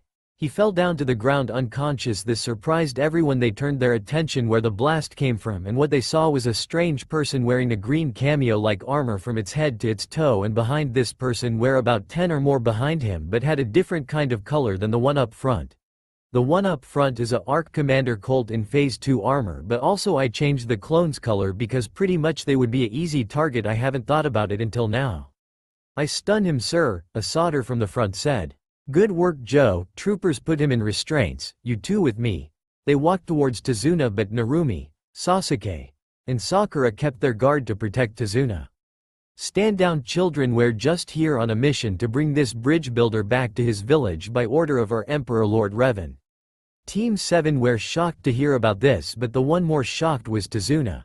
However, this Revan person is he commanded his army to help him, but what would he gain from this? He just hoped this person isn't worse than Gato.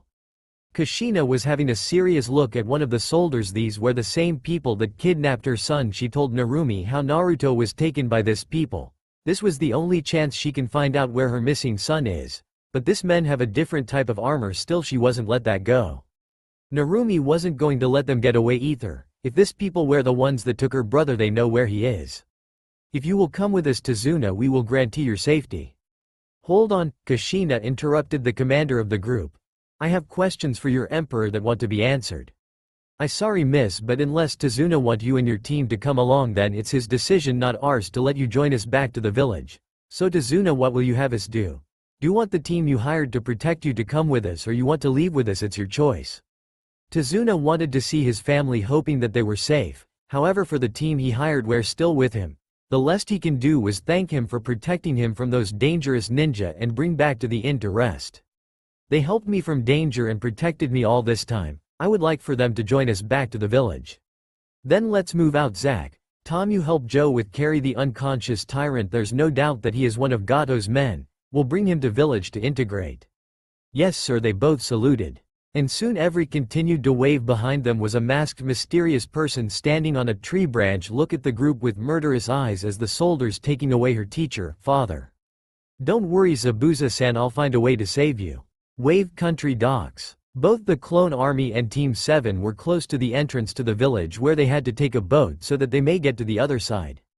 If we're going to my home, we must ask for my friend's boat. Akira will give us passage to the village, and then we see Tazuna stopped taking when he saw more of those armored men with strange transportation floating on the sea, but was surprised that his friend was on the boat-like craft that had a giant fan on the back, and it has two mini truants on the back of it. It's the one from the Gears of War 2. Here's the link for what it looks like. Stories, 2008_. I could find any seacrafts on Star Wars. Tazuna-san, it's good to see you, my friend, Akira said with excitement, running to Tazuna with his arms open to give him a hug. I'm so glad that the clone army protected you along the way. Well, it wasn't them, I had help from these ninja. He presented them to Tsunami. Oh well, thank for protecting my best friend. You are welcome, Kushina said, giving him a small bow. Anyways Tazuna, you are not going to believe what the best thing that happened to our village. What is it? It's been wonderful. It's like Kami has answered our prayers. They sent us a hero that is protecting us from Gato's thugs. His name is Darth Revan, who says he is a powerful emperor, that he is the protector of the innocents. He brought back our family members from being Gato's slaves thanks to his clone army. He even became the father that Inari never had. With that said, everyone except the clone army, Kushina and Narumi, were surprised that a powerful emperor helped an entire village, but that still doesn't cut the fact that he knows where her son is. Narumi was on the same page as Kushina. This emperor has her brother and will do anything to see him. Kakashi was interested on this emperor person. He wondered if he is willing to join an alliance with the Leaf Village.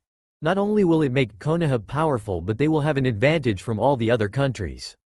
Anyways, let's get you and the others home. I think your family will be really happy to see you. Akira and the rest of the other aboard the boat, while the other clone troopers took Zabuza on another boat. Where are you taking Zabuza? Kakashi asked them in question. Our ruler ordered us to hunt down these kind of people that dares harm the citizens of Wave. They are to be brought to the prison cell to be interrogated, so we might have a lead on Gato. You have nothing to worry about him, he will not bother you any longer, the trooper said, taking their leave. After they got off the boat, Tazuna could not believe what he seen. The whole entire town was different. There were clean streets, men, women, and children have clean fresh clothes. The parents would go about their lives while their children were playing. Tazuna never seen this kind of happiness before. Who would have thought an emperor could bring so much joy to this people? He just wondered how he changed Inari from his depressed ways. All he knew that he has to thank him for helping everyone. Tazuna's house. Team 7 arrived at Tazuna's house. Tazuna knocked on the door, knowing her daughter would always answer it. He heard the door slide, and what Team saw was a woman where Team 7 assumed to be Tazuna's daughter. Father, you're home. It's good to see you, Tsunami-chan. I've heard rumors that you have gotten married to an emperor. Tsunami forgot on how her father will react to this. But from what I heard, he helped everyone, including Inari, that he changed him from being sad all the time to being a happy child again. Listen, all I care is for all of your happiness. If you love him that much, then I'm okay with it. Thank you, father. I don't mean to bother you, Tsunami-san. Kakashi interrupted the family reunion, but can you tell us where your husband is? He's outside behind our house training my son. Training? Tazuna asked in question. Inari wanted to be strong so that he can protect the ones that are precious to him. When everyone was outside, they saw a hooded person sitting at the ground with his legs crossed where it looked like he was meditating. Kushina looked at the hooded figure, wondering if this was the same person that took her Sochi away. She walked towards the emperor but was interrupted when a boy jumped from the bushes with light blue sword that gave out a hissing noise. The team never seen a blade like that before. The only thing that glowed before were ninjas channeled their chakra with blades. The boy was in the air about to strike the hooded figure but was stopped in mid-air, which shocked everyone instead of Tsunami, who walked in the scene. The boy was blown back by unknown force away from Revan, making him skid back, keeping his balance, making sure he didn't fall backwards. Revan got up from the ground. After he stood up, he reached for his lightsaber from his belt. He activated it, showing a white kind of color, but it showed tips of electricity coming from it. Inari charged at him again. Running at him with both hands on his lightsaber, he brought his lightsaber down. However, Revan easily blocked his attack with his own lightsaber, only using one hand. He is so powerful that he can never lose his grip on his blade. Inari kept on giving a barrage of attacks, but it was no good. Revan stood at the same exact spot where he sat down. Both Revan and Inari continued clashing swords together, but only Inari was attacking. He soon got tired from trying to force Revan to lose his guard. Revan saw the opportunity and swung his blade upwards where Inari lost his grip of his lightsaber. His lightsaber was in the air, then fallen down on Revan's hand, leaving Inari defenseless. You held your blade bit lightly, thus giving your opponent an opening, Revan said. Inari, who was catching his breath. Sorry Tusan, Inari said to Revan. It's alright Inari, you're doing a lot better, but remember what I said, always let your opponent attack you first by letting him tire themselves. Patience are our greatest weapon, do you understand? Revan said to Inari, ruffling his son's hair, where Inari looked to his father smiling at him. Thank you San. Inari gave him grin. Come on, that's enough practice, let's go inside, your mother is making our special din. Revan paused at the moment his eyes wielded, seeing his birth mother and her sister. Out of all the people in Konoha, they bring Kushina and Narumi. Revan thought with anger in his eyes, but he soon remembered that Narumi bears the nine-tailed fox, or his first love Yoko in his past. He tried to find a way to get her out of prison. He also noticed that he wasn't wearing his armored mask, which he feared he would be recognized. He saw their reactions and saw that they didn't change. His hood was covering his blue eyes because that would be the first thing they remember. Hello there, is there anything you want? If there isn't, then I want you gone, Revan said in a mature tone. Kakashi wanted to talk to him if he is willing to make an alliance, but Kushina beat her to. Where is my son? Kushina said with dead tone voice. Kakashi, Sakura, Sasuke forgot about the Hokage's son from a long time ago. Excuse me, who are you refereeing to? Revan asked Kushina. My son Naruto Uzumaki Namikaze. Revan told Inari and Tsunami who he was in the past, and they swore not to speak of it, for if Revan meet his old mother and sister again, he told them how much he felt. Inari, get inside house and tell your mother to make dinner for everyone, he told his son, still looking at the Uzumaki. Inari nodded and ran back to the house to tell his mother. When he got into the house, Revan spoke to Kushina. You and the girl, pointed at Narumi, follow me, but for the rest of your team stays in the house. Kakashi was about to protest against until Kushina said, you stay here Kakashi, me and my daughter will go alone, and if you even think about following, I will completely destroy all of your ICHA books. Kakashi didn't want to feel Kushina's wrath, so he decided it was best to just go with it as the Emperor and the two Uzumakis left, leaving Team 7 at the house. Star Destroyer's main hangar. Revan sat on the main hangar chair drinking one of the finest sakes, looking out the window where he got a view of the townspeople living out there lives peacefully, and his clone army patrolling the around looking for any signs of trouble, while Kushina and Narumi were standing behind him. So you wish to know what happened to Naruto? Revan said, still looking outside. Is that right?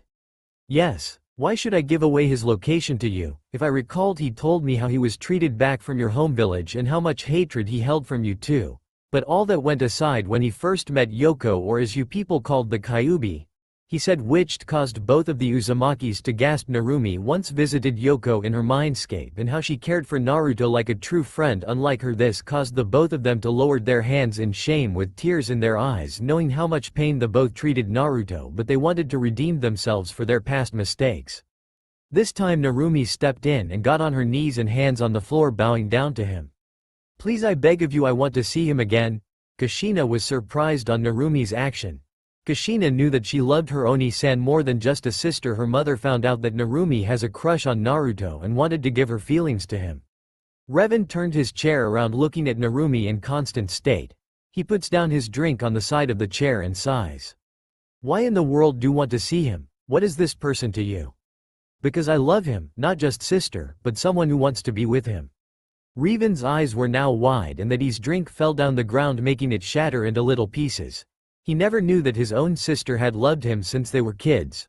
Revan couldn't even think anymore. All he wanted is to bring freedom and justices to Earth and to get back Yoko from Narumi. Now that his ex-sister told him he loved him more than just a regular sister, he didn't know what to do.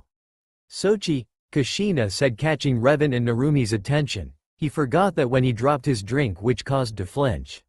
Sochi, please tell me, is that really you? Kushina said with tears in her eyes, hoping that he was him. Revan knew he couldn't get out of this one. He stood up from his chair and lifted both his arms on his hood, then pulled it down, revealing his whole entire head to both of them.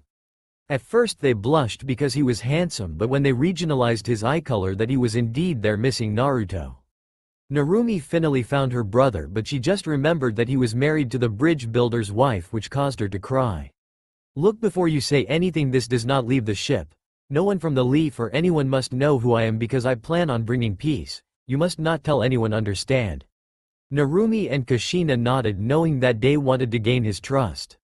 Good, Revan said, putting on his hood back on and leaving until Kushina and Narumi ran at him, embracing him in a hug. Sochi, I want to say I'm sorry. I didn't mean to ignore you. I was under the control of Minato. He placed a memory seal on me to make sure I was following his way. Please, you have to believe me. Revan got out of their hug and said without looking at them, I know my master told me you had something going on the back of your neck. I found out what it was and it was hard to believe you were controlled. Kushina was relieved that her son believes her, but I don't know if can trust you too. I know that it wasn't your fault, but I am not your brother or son anymore, bringing tears to the girls again. What do you mean? Narumi said. What does he mean when he said he was no longer related to them? When I was tortured by those Chunin back in Konoha, I was saved by a hooded man named Darth Sidious who took me away from this planet.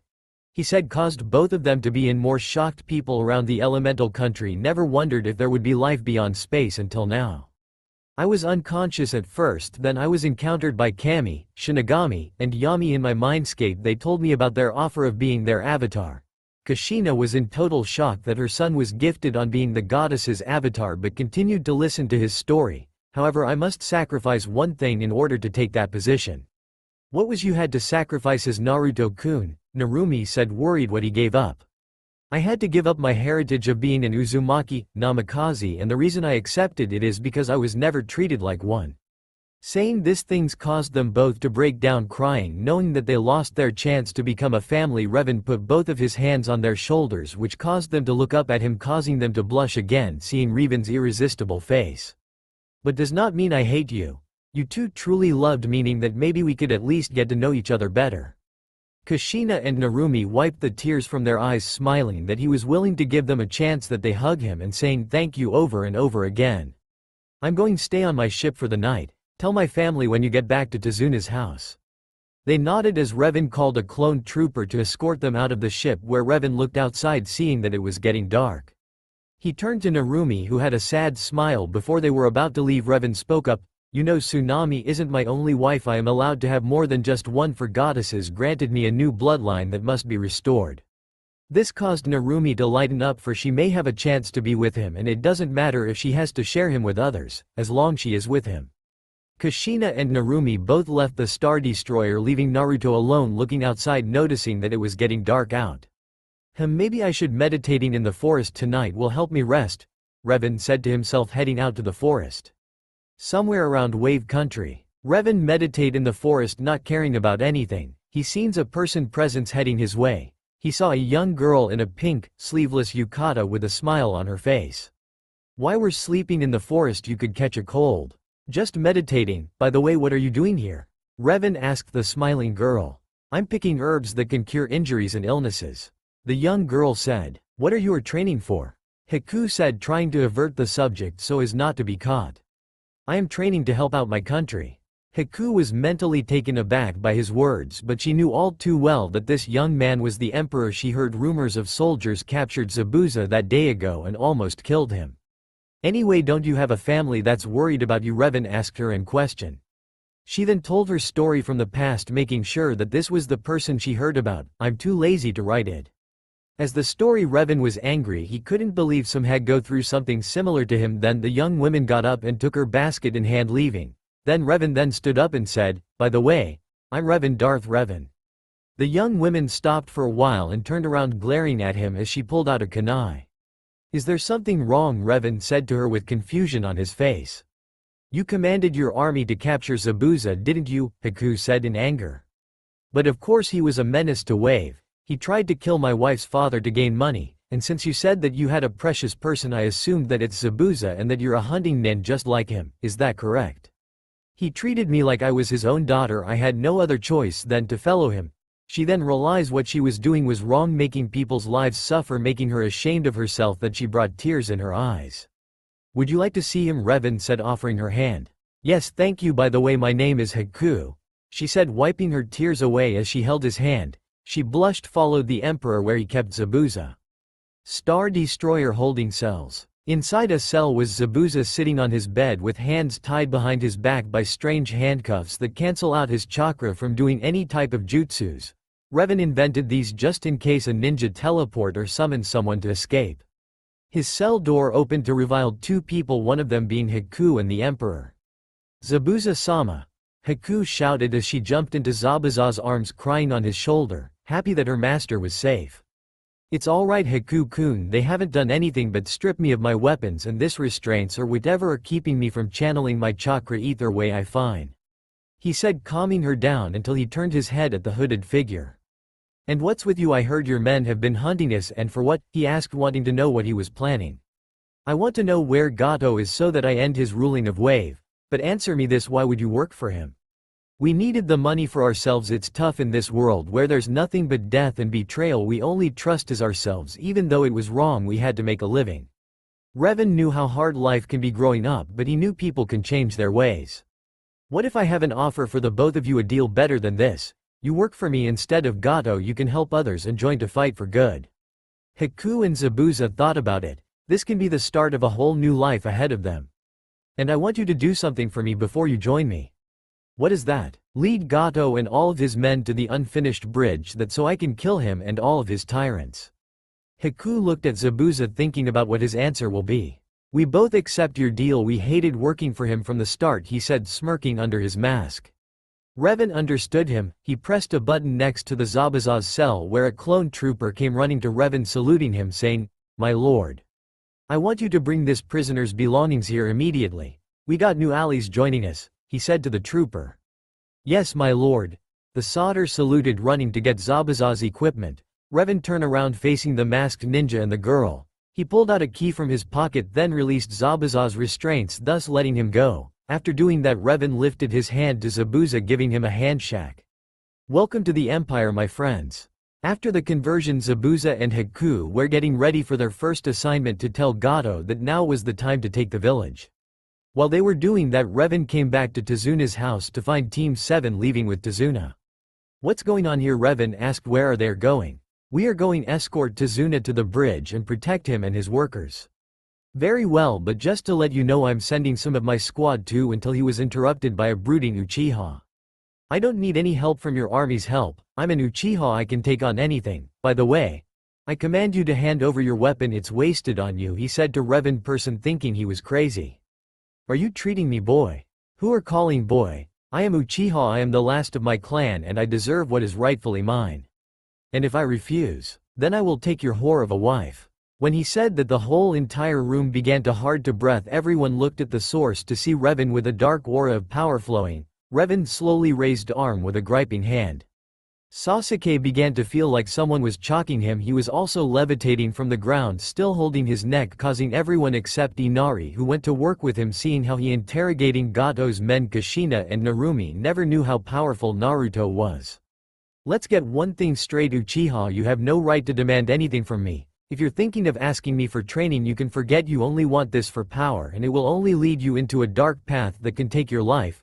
Revan looked at him dead in the eyes and continued to talk. And if you ever talk to my wife or anybody who I care about, Revan continued, about to close his grip, causing Sasuke more pain, grabbing what to be assumed to be choking him. I will break your neck, you understand, he said to the Uchiha who couldn't even talk. I will take that as a yes. Revan laid down his arm, making the Uchiha fall down on the ground, gasping for air while holding his neck. Why you do that to Sasuke-kun? Sakura shouted at Revan. You want to be next? Sakura quickly shook her, not wanting to be choked to death. Then let's get going, he said as everyone stared, heading to the bridge until Tsunami grabbed his arm, making him turn around as Tsunami kissed Revan on the lips. Be careful out there, when you come back I have news that you will like. I'll see you soon, Revan said as he rushed to catch up with the ninja. Tsunami stayed inside with Inari, only she saw him running along. Inari told her that he was going to go outside for training. She nodded, rubbed her stomach, blushing as she thought to herself, I wonder what are we going to name you? She smiled, wondering how her husband will react, but she knew that he will be shocked from the news, but it will be worth it and funny to see his face. Wave Country Bridge construction site. Team 7, Tazuna, and Revan arrived at the bridge only to see Zabuza and Haku. Behind them were Gato himself, standing behind him were his thugs and mercenaries with sharp and dangerous weapons. It's look, you were right Zabuza, there are no soldiers guarding the bridge. Now that not our problem anymore, this villages are right for the taking. After he said, Gato's men raised their weapons into the air as they shouted a battle cry, preparing to attack, making Team 7 get into their battle stance. But what they didn't accept was Revan walking forward until he stopped at the middle, putting his hands behind his back, looking at Zabuza and Haku. Zabuza, Haku, I see that you made your promise to me, bringing him to me. Everyone except Zabuza and Haku was confused what he said. Zabuza, Haku, what is he talking about? What you promised bringing me here to him? Zabuza turned around facing Gato, smirking that he was about to tell him. We quit Gato, we have been hired by a new person to bring you here to your death, he said as him and Haku disappeared, then appeared next to Revan. You backstabbing bastards, you betrayed me, but no matter, I wasn't even going to pay you anyway, seeing as how you were defeated by a bunch of brats. I realized my mistake in hiring you and that unless girl of yours. What he just said angered Zabuza, but Revan was most offended what Gato just said about Haku being useless. As he said that, all of his men charged at the ninja and Revan getting into fighting stance, but Revan raised his hand back, telling the others to stay out of this. I will handle this, Revan said as he made 20 hand signs, and at the end he raised both of his arms water style. Hands of Poseidon, my trying to make new types jutsus, making 2 pillars of water shot from the sea, forming humongous hands that grabbed every last one of Gato's goons, leaving Gato all by himself. After the goons were captured, both pillars of water holding the tyrants crashed together, making sphere of water. Now that your pitiful men are trapped in a prison of water, I think it's time to end them, he said in anger.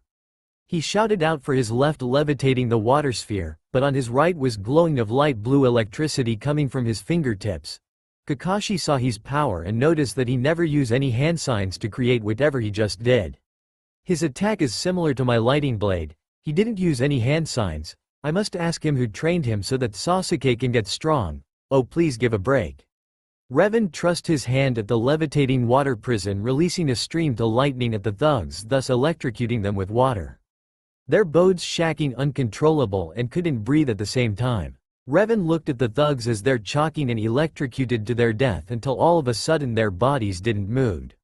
Revan stopped his force lighting and dropped his left hand, using his force levitating ability on the water prison, causing it to fall down on the bridge. The water sphere splashed and floated off the bridge and landed at the sea, then floated away with the dead corpses. Revan looked at Gato see as he was scared shitless that he pissed himself. Revan continued to walk where Gato assumed he was going to be next. Gato quickly turned around and stared to run, but he noticed something wrong. He was still at the same spot where he stood. He looked down and saw his legs moving in a running motion and was off the ground. Wait, Gato pleaded, let me live, I'll give you anything you want, money, land, everything I have, just don't kill me. You killed a man named Kaiza. Did he ever beg not to be killed? Revan said in a dead tone, causing Gato to go pale. You were responsible for his death, and not only that, use this people as slaves. You deserve to die. With that said, Revan's army arrived at the scene. 4 of the clones surround Gato, pointed their blasters at his head. What is your orders, sir? One of Revan's commanders asked him. I want you to search his mind. Find anything that belonged to these people, deeds, money, hideouts, anything. I want to know every secret of his. As you wish, sir. Two of the men garbed one arms to bring him to the Star Destroyer to interrogate, but Revan stopped for a minute. Also, after he is done interrogating him, his death will be a slow and painful. Take him to the rack. That's right, I'm bringing the saw trap back. That asshole derivers to die. As you wish, my lord. The two clones took Gato away where he meets his end. Revan, what is the rack exactly? Sakura asked in question. When Revan gave her an answer, let's just say it will twist his arms and legs one by one slowly and painfully. I did promise the villagers he would revive a slow painful death. I am a man of my word. The whole group returned back to the village only to see the entire civilians were cheering for the group that stopped Gato, but their cheering was for Revan, who brought peace and protected villagers from the start. The children of Wave ran past the ninja, confused what they ran for, until they see them tackle Revan to the ground, where the kids are stars in their eyes, asking questions. You are awesome, Mr. Revan. Thank you for protecting us. Revan rubbed the back of his head sheepishly, saying, I did what felt right, saying to children walking along with them back to their parents, where H began to talk again. People of Wave Country, Gato is no more witched, caused everyone to cheer for Revan, saying his name over and over again. Also, I told my men to look for all your belongings that will return to their right owners. It will bring back the glory to your village. This brought everyone to tears, that they know they will not fear from thugs or from anything else. After was settled, Team 7 were ready to leave. Narumi asked Revan if he wanted to return to the hidden village to stay with them, but Revan refused. He said there are others that suffered more than just him and he needed help them out. Narumi and Kushina were saddened by this, but Revan gave her a communicator to catch in touch with her or if anything goes wrong. This brought them to a small smile, knowing that he still cares for both their safety and willing to give them another chance. Revan, Haku, Zabuza, and Revan family waved goodbye to Team 7 who left the village. Revan then turned to Tazuna and said, so what are you going to name the bridge, Tazuna-san? Tazuna placed his hand on his chin and thought on what to call it until Inari beat him to it. How about we call it the Great Revan Bridge, Inari said. That sounds like a great idea, Tsunami said, looking at her son smiling as her husband ruffled his hair. Tsunami was about to tell Revan about the news until his communicator was beeping from his belt. Revan activated his communicator to see Proxy. What news do you have for me, Proxy? Revan asked his robotic friend on the search for the 8 Jinchuriki. I have succeeded on finding the Jinchuriki, Lord Revan. They have all agreed on message, however they brought their guards. 2 for each one. They won't go without them because they don't trust others. Revan understood and replied, very well, they may bring their guards along. Where's your location, Proxy? I'll be on my starfighter heading back to the Death Star and call in another Star Destroyer to pick you and the rest of them. Oh, I almost forgot, I am bringing 2 friends along. So what is your location? They told me we are in place called the Valley of the End.